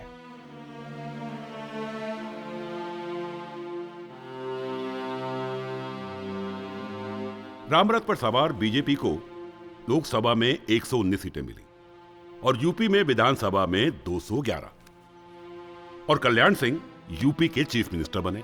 अब देखिए, कल्याण सिंह सरकार ने बाबरी मस्जिद के ठीक सामने 2.77 एकड़ की जमीन को एक्वायर कर लिया और फनी पार्ट यह है, वो भी टूरिज्म के नाम पर।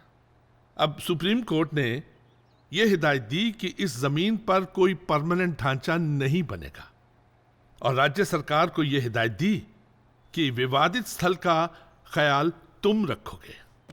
हालांकि लिबरेन कमीशन में काफी सिलसिले तरीके से इस बात को दर्शाया गया। जब वीएचपी ने राम देवार का निर्माण शुरू किया तो काफी हलचल मची। होम मिनिस्टर चौहान ने इस बात पर एतराज भी किया लेकिन कल्याण सिंह ने कहा कि यह दीवार महज एक सुरक्षा दीवार है। वैसे तो राम नाम दीवार अपने आप में बहुत कुछ कह देती है। मुझे याद है वो जुलाई का महीना था, वहां विदेशी मीडिया भी मौजूद था। रोजाना तीखे भाषण दिए जा रहे थे, पर कल्याण सिंह जी ने घोषणा कर दी थी कि वो राम भक्तों पे और साधु संतों पे गोलियां नहीं चलाएंगे। इसलिए वहां मौजूद प्रदर्शनकारियों का मनोबल और ज्यादा बढ़ गया। 20 नवंबर को एक महत्वपूर्ण ऑर्डर सुप्रीम कोर्ट ने केंद्र सरकार के लिए निकाला। केंद्र सरकार से कहा गया कि आप उन हालात का खुद ही जायजा ले और फिर कोई उचित कदम उठाए। केंद्र सरकार ने राज्य सरकार से भी सुरक्षा के बारे में चिंता जताई। होम सेक्रेटरी माधव गोडबोले ने तो वो आर्टिकल 355 द्वारा गवर्नर की रिपोर्ट से प्रेसिडेंट रूल लागू करने का प्लान नरसिम्हा राव जी को बताया भी, और 23 नवंबर तक अमल भी किया जा सकता है, जिस पर राव साहब ने सहमति दी। पर कल्याण सिंह ने कोर्ट को सुरक्षा का आश्वासन दिया। मिसेस सिंधिया और वीएचपी नेता चिन्मय आनंद, इन्होंने कोर्ट में एफिडेविट जमा करवाया कि निर्माण कार्य नहीं होगा और कार सेवा भी नाम मात्र की होगी।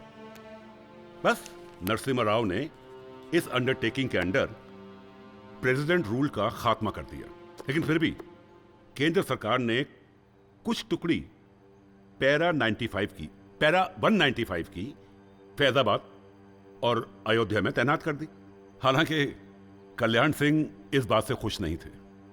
नाम मात्र कार सेवा, उनका खून उबल रहा था, उनके नारों से पता चल रहा था। मिट्टी नहीं खिसकाएंगे, मस्जिद तोड़ के जाएंगे। और इस बीच कल्याण सिंह आश्वासन दे रहे थे, ढांचा नहीं हटेगा। 26 अप्रैल 1955, 26 अप्रैल 1955 को इलाहाबाद हाई कोर्ट ने लोअर कोर्ट के फैसले पर रोक लगा दी। 1961 में पहली बार सुन्नी वक्फ बोर्ड ने विवादित स्थल और उसके आसपास की जमीन को लेकर क्लेम किया। अब ये मामला कोर्ट के गलियारों में पूरी तरह से उलझ गया और सालों तक उलझा रहा। हिंदुस्तान की राजनीति में राम जन्मभूमि और उसके मुद्दे का कोई दूर दूर तक साहूकार नहीं था। उत्तर प्रदेश में पहली बार 1967 में चौधरी चरण सिंह की गवर्नमेंट बनी, एक नॉन कांग्रेस गवर्नमेंट जो जनसंघ के समर्थन से बनी थी। जनसंघ, जिसको एक हिंदूवादी संगठन समझा जाता है, उसने भी इस मुद्दे को कभी नहीं उठाया, क्योंकि राम जन्मभूमि मुद्दा अब तक राजनीति में कोई रंग नहीं लाया था और राजनीतिक सियासी मुद्दा नहीं बना था।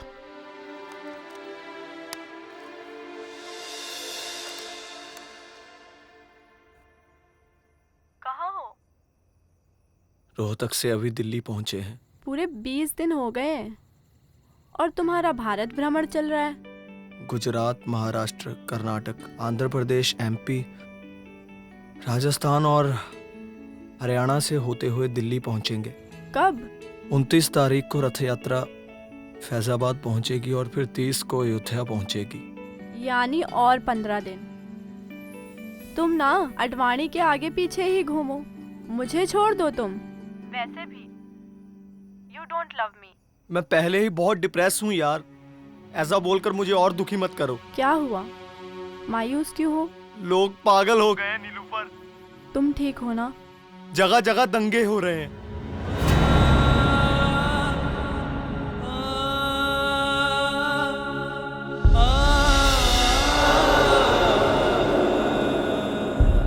कोई किसी को इतनी बेदर्दी से कैसे मार सकता है? एक 4 साल की बच्ची का मेरे सामने हाथ काट दिया। कौन सा मजहब है ये? सबके सब जानवर बन चुके हैं। सुनील, तुम प्लीज अपना ख्याल रखो। मैं ठीक हूँ। माहौल यहाँ भी खराब है, हर कोई हर किसी पे शक कर रहा है।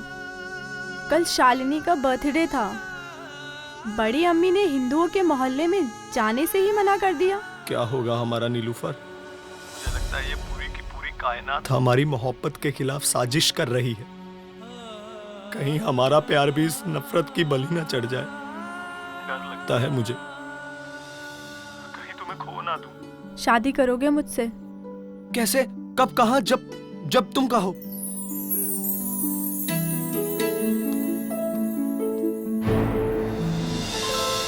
अब्बू खड़े हैं, बाद में बात करते हैं। नीलोफर,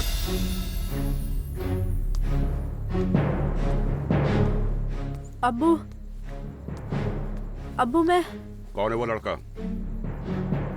जर्नलिस्ट है। नाम क्या है? सुनील चौधरी। अब्बू अब्बू अब्बू अब्बू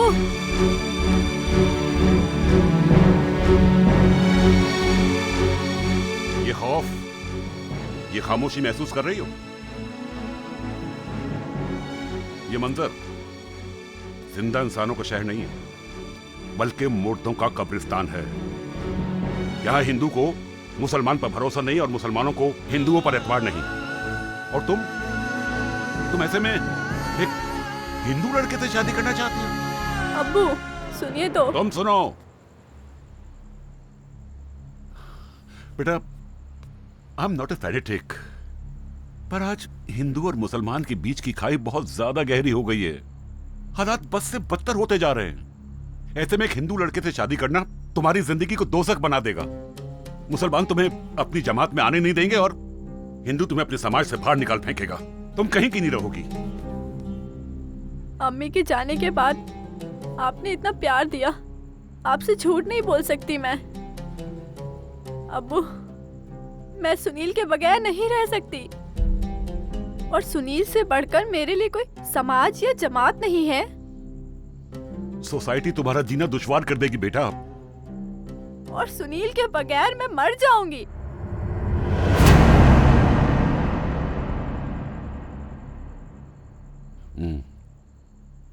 फोन लगाओ उसे। अब्बू प्लीज।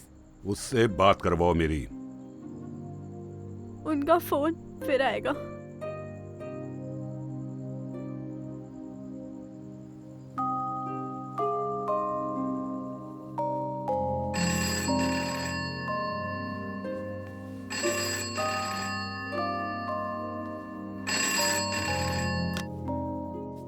सब ठीक है ना?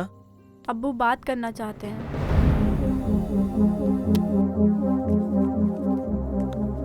हेलो जी, नमस्ते जी। आदाब जी। नीलोफर को कब से जानते हो? सर प्लीज, क्या मैं आपसे मिलकर बात कर सकता हूँ? ठीक है। Thank you so much sir. Thank you so much.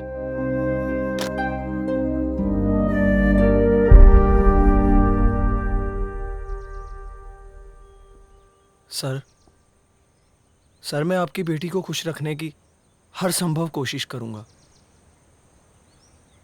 शिकायत का कोई मौका नहीं दूंगा। सर, प्रॉब्लम सिर्फ एक है ना, धर्म। धर्म परिवर्तन नहीं होगा सर। शादी के बाद भी नीलूफर नीलूफर ही रहेगी। अब्बू प्लीज। सारे जहां के दुख लेकर अगर इसे मुट्ठी भर खुशियां भी दे पाया तो अपने आप को बहुत खुशकिस्मत समझूंगा। नीलोफर को तुम पर यकीन है, मैं भी तुम पर यकीन करूंगा। ठीक है, मुझे कोई एतराज नहीं। थैंक यू अब्बू।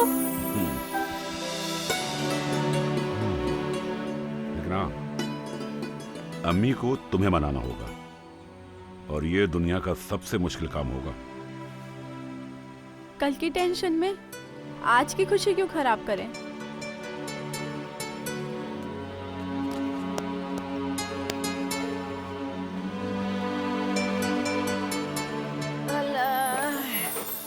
थक गई।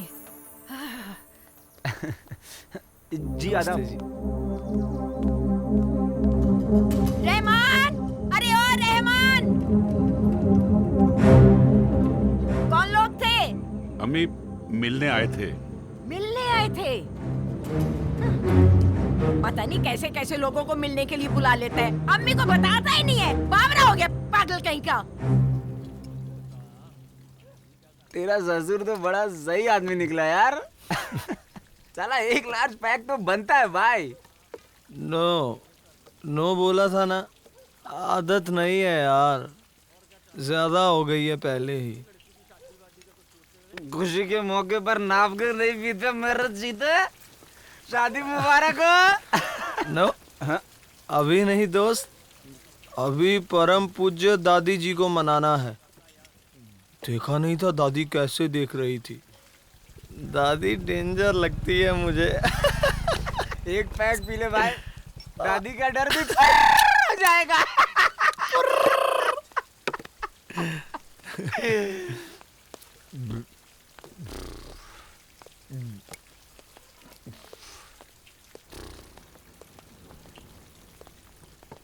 आप जर्नलिस्ट सुनील है ना? एक सनसनीखेज खबर है। बताइए। सनसनीखेज खबर? देहात में मुसलमानों ने हिंदुओं के गांव पे हल्ला बोल दिया है। सैकड़ों हिंदू मारे गए, जिसमें औरतों और बच्चों की संख्या ज्यादा है।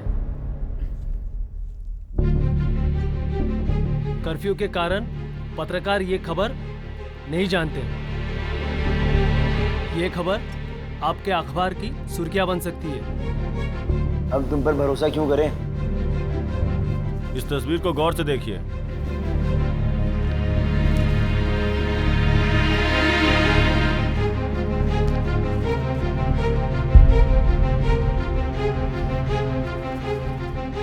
तुम कौन हो? तुम जानना जरूरी नहीं है, जरूरी यह है कि ये खबर आप छापोगे या कोई और।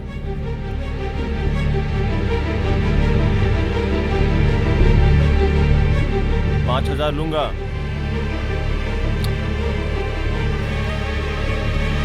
हाँ ठीक है बैठो। मुनाफ क्या कर रहे हो? सुनील, ये खबर सबसे पहले हमारे अखबार में छपेगी। लेकिन मुनाफ बिना जाने कैसे? चलो भाई चलो, उठो, कर्फ्यू लगा हुआ। चलो चलो चलो चलो चलो चलो उठो, जाओ निकलो यहाँ से सब। चलो कर्फ्यू लगा हुआ, हटो यहाँ से, आ जाओ।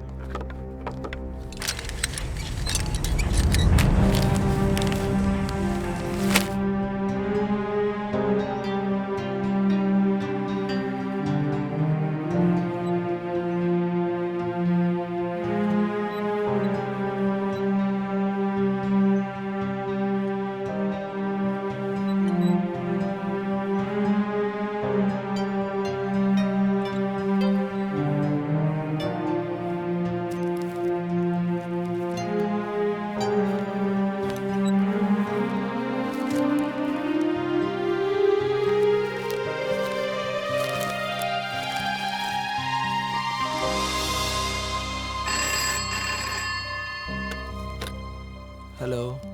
तुम जल्दी ऑफिस आ जाओ। सर मेरी तबीयत थोड़ी खराब है आज। देखो, तुमने जो न्यूज़ छपवाई है वो गलत थी। मुसलमानों ने हिंदुओं को नहीं मारा। तुमने वो जो फोटो छपवाई थी वो भी गलत थी। उल्टा हमारी न्यूज़ और हमारी फोटो देखकर कई मुसलमानों की हत्याएं हुई हैं। गनीमत है, हमारे न्यूज़ के साथ साथ बाकी अखबारों में भी खबर छपवा दी। सर मैंने पहले ही मना किया था। तुम तुरंत ऑफिस आ जाओ। सर मुझे इस बात का पता नहीं था, मैं मना कर रहा था सर। और सर मैंने तो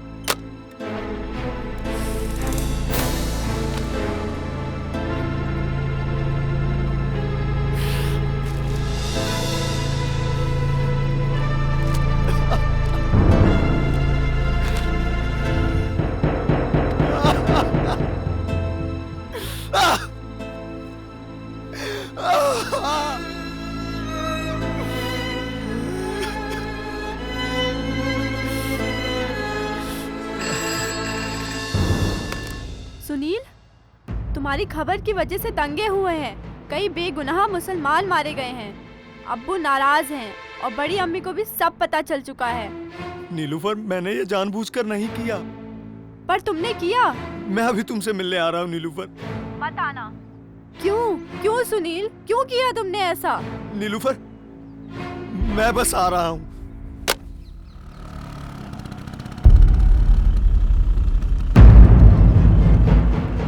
काफिर। अच्छा यही है वो? छोड़ना मत। जाओ। आज ये बच के नहीं जा पाएगा। यही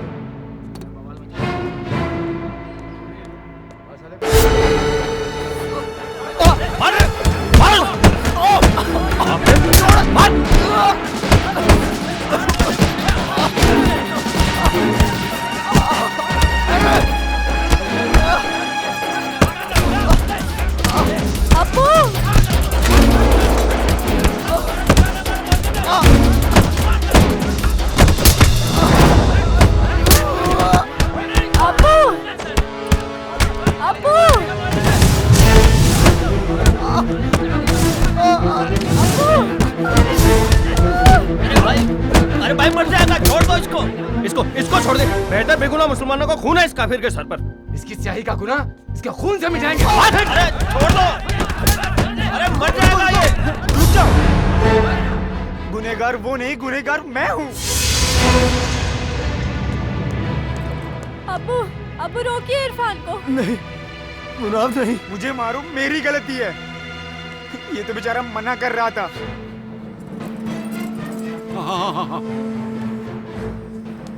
पर खबरों की दुनिया में सबसे तेज आगे बढ़ने का फितूर तो मेरे और मेरे एडिटर पर हावी था।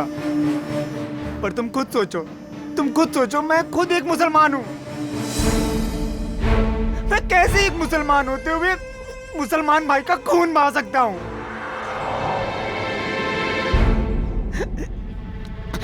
हमें फंसाया गया है।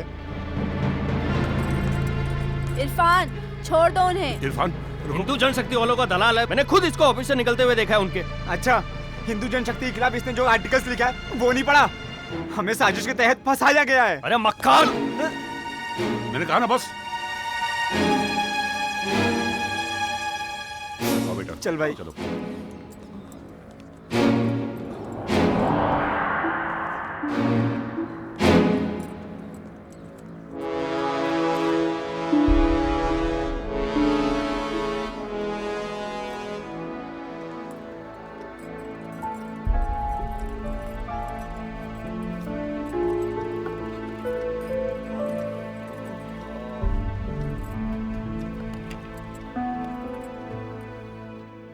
भरोसा तो करती हो ना मुझ पर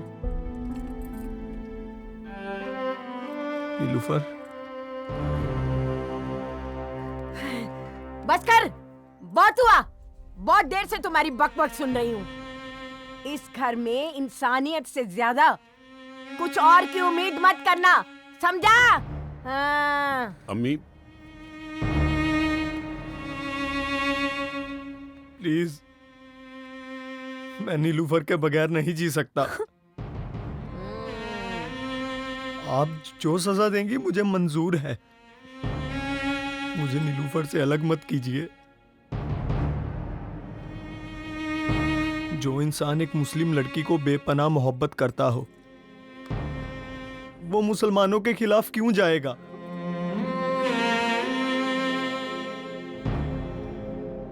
दादी प्लीज, मुझे नीलूफर से अलग मत करिए। मैं नीलूफर के लिए कुछ भी कर सकता हूं।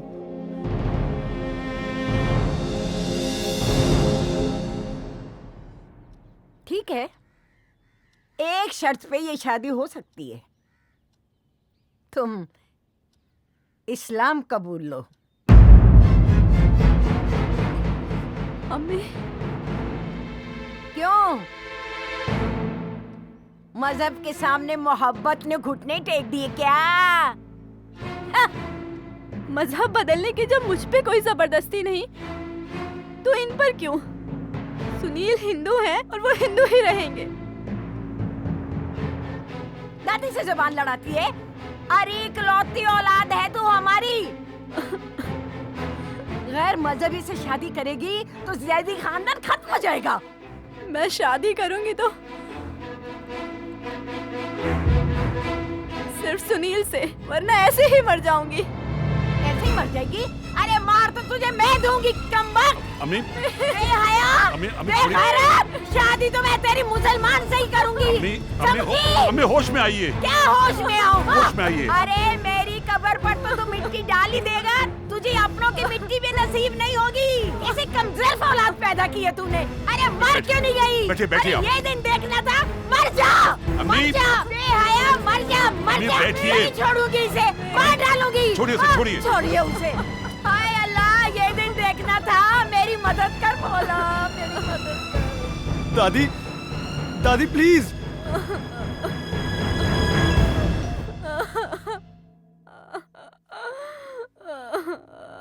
तो ठीक है, तुम्हें अपनी पहली औलाद हमें देनी होगी।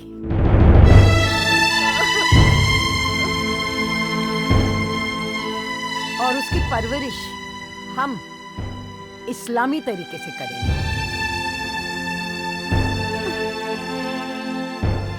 पूछो इस नामुराद से, पूछो मंजूर है इसे? जी मंजूर है। सुनील,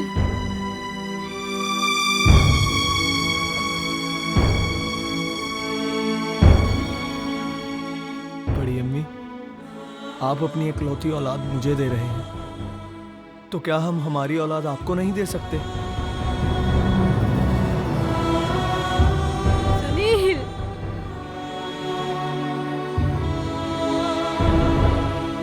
हमारा बच्चा जन्म से हिंदू और मुसलमान दोनों होगा। कर्म से चाहे आप जो बनाइएगा, बस इंसान बना दीजिएगा।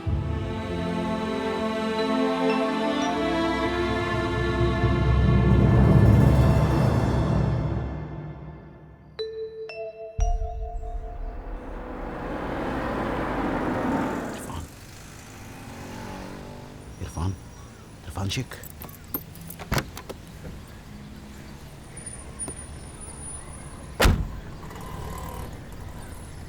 सलाम।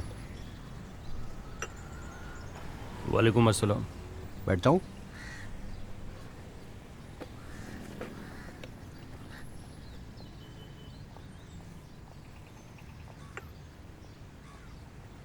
मैं जानता हूं तुम मुझ पर एतबार नहीं करोगे, पर अपनी शांति के लिए बोल रहा हूं। इरफान, मुझसे गलती हुई है, पर मेरा इरादा गलत नहीं था।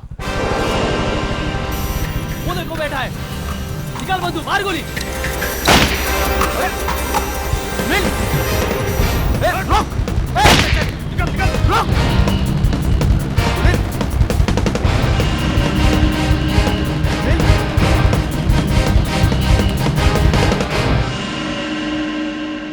एम्बुलेंस? बेटा, तुम फौरन फैजाबाद आ जाओ। सुनील जख्मी है, उस पर गोली चली है। हाय अल्लाह। बेटा, उसका ऑपरेशन हो रहा है, घबराने की कोई बात नहीं, बस तुम तुरंत आ जाओ, जल्दी आओ। अब्बू।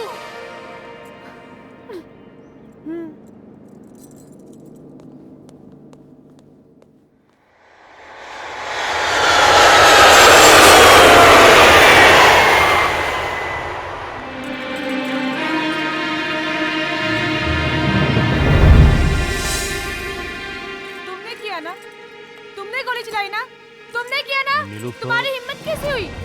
मैं पहले से ही जानती थी, अगर उसे कुछ हो गया ना, जान से मार दूंगी मैं तुम्हें। मैं छोड़ूंगी नहीं तुम्हें। नीलोफर, छोड़ो उसे, क्या कर रही हो? इसी ने ही मारा होगा सुनील को। उसने मारा नहीं, बल्कि उसने बचाया है, उसे यहाँ लेकर आया। अगर वो वक्त पर नहीं पहुंचता तो तुम सुनील को जिंदा भी नहीं देखती। तो ठीक है, सुनील से मिल लो। अब्बू वो कहाँ है? आओ, चलो।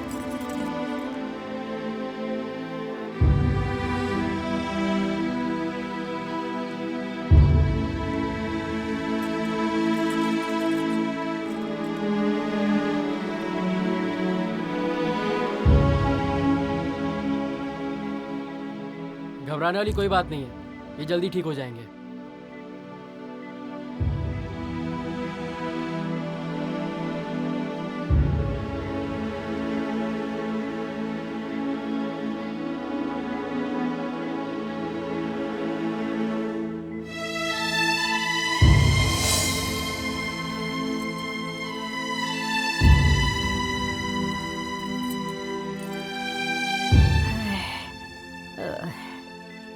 आदाब बेटा।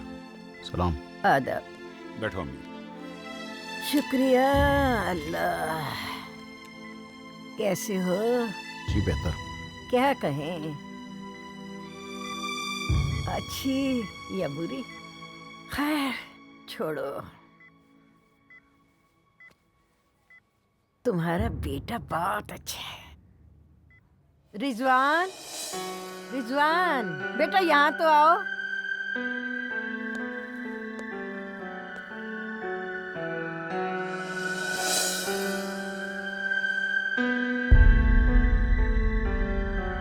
तुम्हारे अब्बू और अम्मी आदाब करो बेटा। आदाब। आदाब। आदाब। आदाब।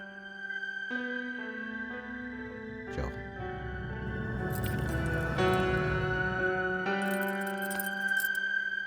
रिजवान, अपने अब्बू की खैरियत के लिए दुआ पढ़ो बेटा। बिस्मिल्लाहिर्रहमानिर्रहीम, अल्हम्दुलिल्लाहि रब्बिल आलमीन, अर्रहमानिर्रहीम, मालिकी यौमिद्दीन, इय्याका नअबुदु व इय्याका नस्तईन, इहदिनस सिरातल मुस्तकीम सिरातल लज़ीना अनअमता अलैहिम गैरिल मग़दूबि अलैहिम वलद्दॉलिन। आमीन। आमीन। आमीन आमीन आमीन। बेटा, मैंने तुम्हें और भी दुआ सिखाई है ना, पढ़ो। पढ़ो। ओम सर्वमंगल मांगल्ये शिवे सर्वार्थ साधिके शरण्य त्र्यंबके गौरी नारायणी नमोस्तुते नारायणी नमोस्तुते नारायणी नमोस्तुते। रिजवान, बंद करो ये सब। अम्मी,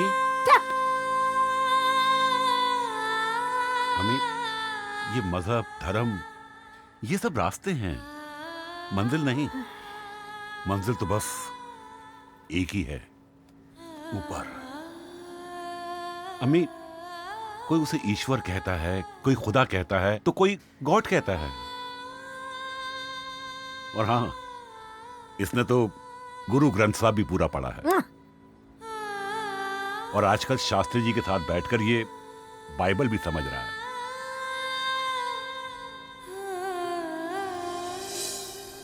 कुछ हिंदू नेताओं ने कहा था, मस्जिद में जब तक रामलल्ला की मूरत है तब तक वो मंदिर है, और उसे तोड़ना कोई अच्छी बात नहीं है।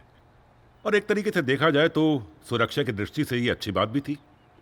फिर डिस्ट्रिक्ट मजिस्ट्रेट ने 5 दिसंबर को संतों को बुलाकर उन्हें आश्वासन दिया कि कार्ड सेवा बहुत ही शांतिपूर्वक की जाएगी। मगर हाँ, कल्याण सिंह ने 6 दिसंबर को सख्त लिखित आदेश दिए कि किसी भी सूरत हाल में गोली नहीं चलाई जाएगी।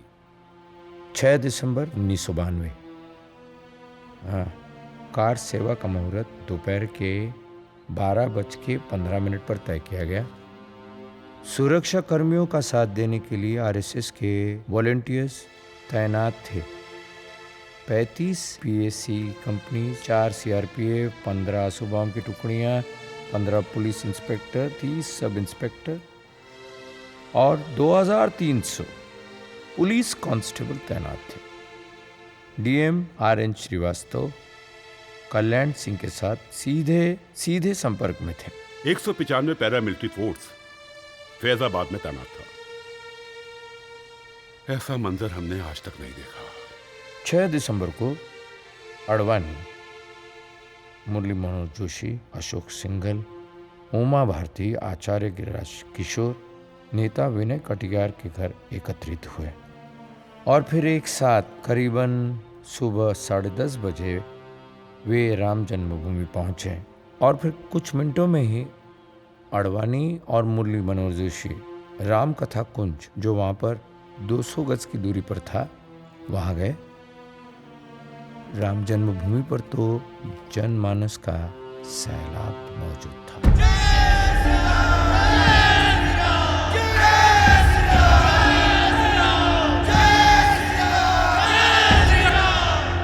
ठीक 12 बजे कुछ कार सेवक घेरा तोड़ के मस्जिद की तरफ जाने लगे।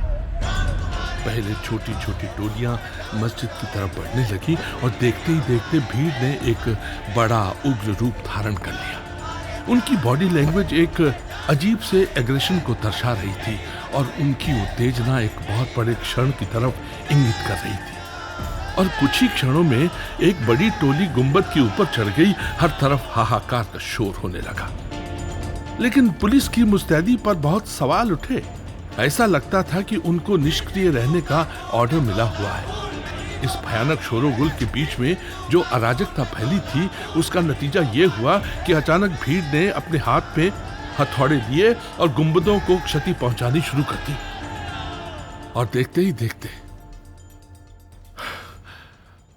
बाबरी मस्जिद शहीद हो गई। इस शहादत का मंजर इतना हैबतनाक था कि जिसने सारी धार्मिक मजहबी मर्यादाओं को शर्मनाक ढंग से लांघ दिया। किसी ने ख्वाब में भी नहीं सोचा था कि ऐसा मंजर देखना नसीब होगा।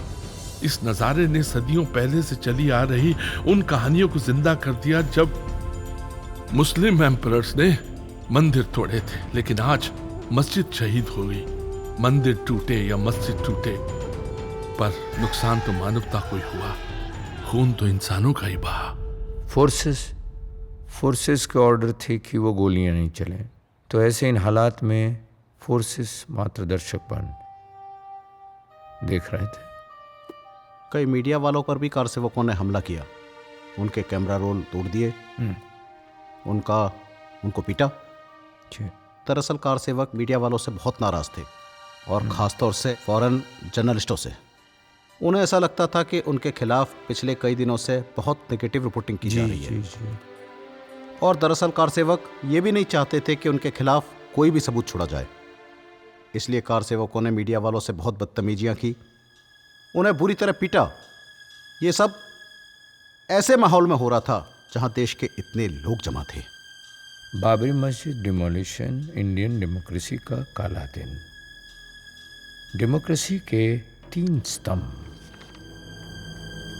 लेजिस्लेचर, जुडिशरी, एडमिनिस्ट्रेशन होते हैं, और बाबरी मस्जिद के साथ 6 दिसंबर 1992 को ये तीनों स्तंभ भी ध्वस्त हो गए। देश में जगह जगह दंगे भड़क रहे थे।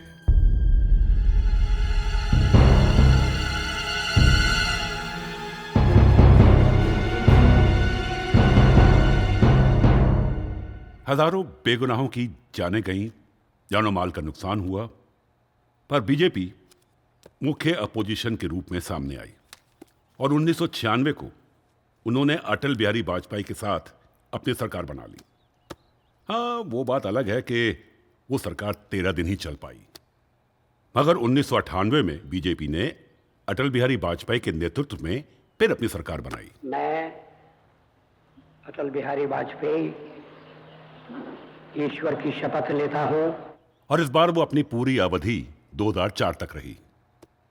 और उधर नरसिम्हा राव बाबरी मस्जिद को बचाने में असफल रहे और जिंदगी भर ये दाग उनके साथ रह गया। सन 2002 में कोर्ट ने आर्कियोलॉजिकल सर्वे ऑफ इंडिया की मदद से तफ्तीश करवाई कि क्या बाबरी मस्जिद के ढांचे के नीचे कोई और ढांचा है, क्या उस ढांचे के नीचे कोई प्राचीन मंदिर है या नहीं। एएसआई की रिपोर्ट के मुताबिक यह पुष्टि की गई और मुस्लिम वकीलों ने यह बोला कि नीचे से जानवरों की हड्डियां मिली और हां, वहां ढांचा था, लेकिन वो अभी तक अस्पष्ट है कि वो क्या था। दोनों पक्ष अपने अपने लॉजिक पे और अपने अपने तर्क के ऊपर कायम रहे और हुआ कुछ भी नहीं। कार्य बदलते रहते हैं पर इतिहास रह जाता है। हिंदुस्तान के डेमोक्रेसी के इतिहास का ये काला चैप्टर था। इंडियन सिविलाइजेशन दुनिया के प्राचीन सिविलाइजेशंस में से एक है, पर अफसोस हम इतने भी सिविलाइज नहीं थे कि इस मसले को समझदारी से या संवेदना से सुलझा सके। Idea of India unity in diversity है, पर इस कांड ने उस सोच को ही सेंध लगा दी और कई अप्रिय प्रश्न खड़े हुए हैं। शास्त्री जी, सुनील जी, अब हमको तवक्को है हिंदुस्तान की जनरेशन नेक्स्ट पर, और हमको उम्मीद है हिंदुस्तान के नौजवानों पर कि वो हमको ऐसा हिंदुस्तान बनाकर दिखाएं जहां पर हिंदू, मुस्लिम, सिख, ईसाई हम सब लोग बाद में हों, लेकिन सबसे पहले हों proud Hindustani, the proud Indians, और बरबस हमारे दिल से एक ही आवाज निकले, सारे जहां से अच्छा हिंदुस्तान हमारा, हम बुलबुले हैं इसके, ये गुलसितां हमारा। मजहब नहीं सिखाता आपस में बैर रखना, हिंदी है हम, वतन है हिंदुस्तान हमारा।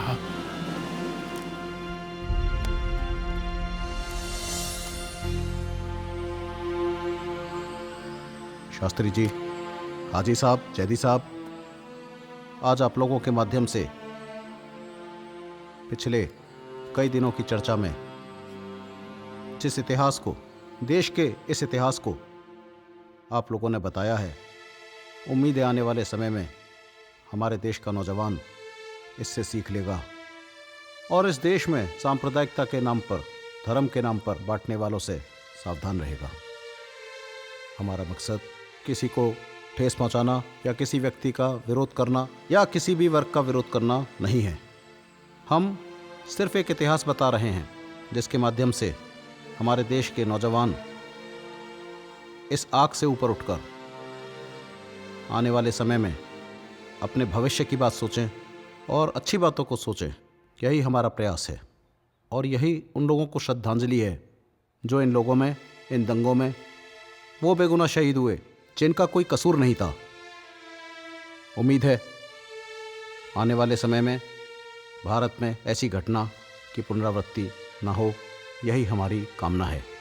और यही बातें मैं इस किताब के माध्यम से, अपने संदेश के माध्यम से आने वाले हिंदुस्तान को, आने वाले नौजवान को देना चाहूँगा।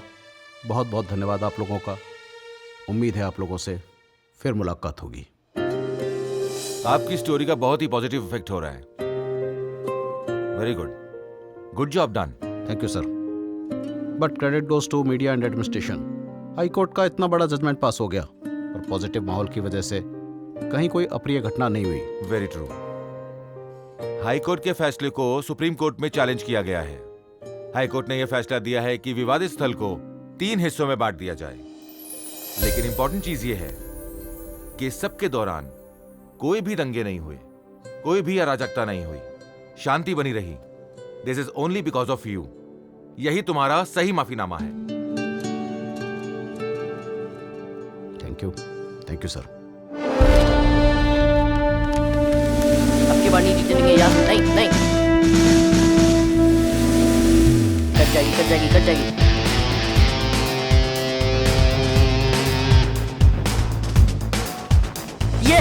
ये कट गई, ये काटा,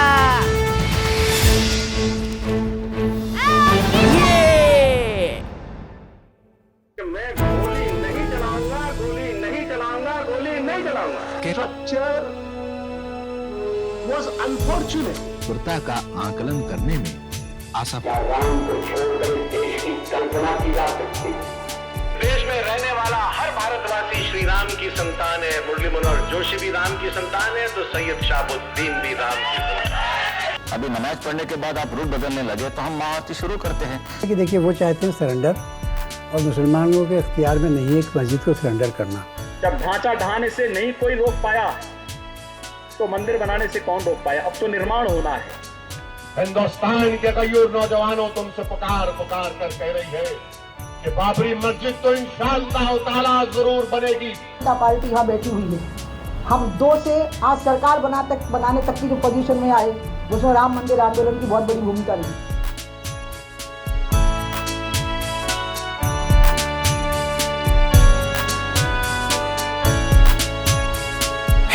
हिंदू मुस्लिम मजहबों पे लड़ता क्यों इंसान, मंदिर और मस्जिद को लेकर बनता क्यों है वार।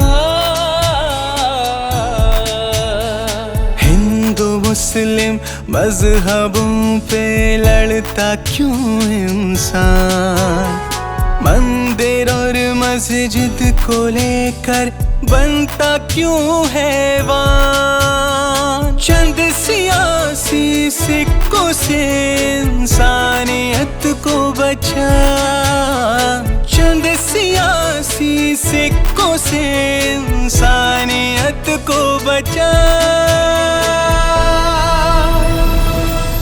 हे भगवान या अल्लाह, तू है कहाँ, कुछ तो बता।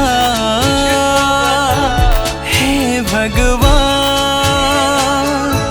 या अल्लाह, तू है कहाँ,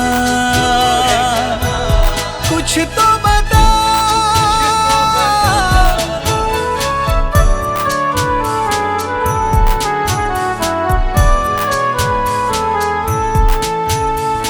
अपने हाथों से हमें भगवान गढ़ते हैं, पर इस सच को क्यों नहीं इंसान पढ़ते हैं। जिस्म सांसे रूह रचना सबकी एक जैसी, खून का रंग एक फिर ये दुश्मनी कैसी।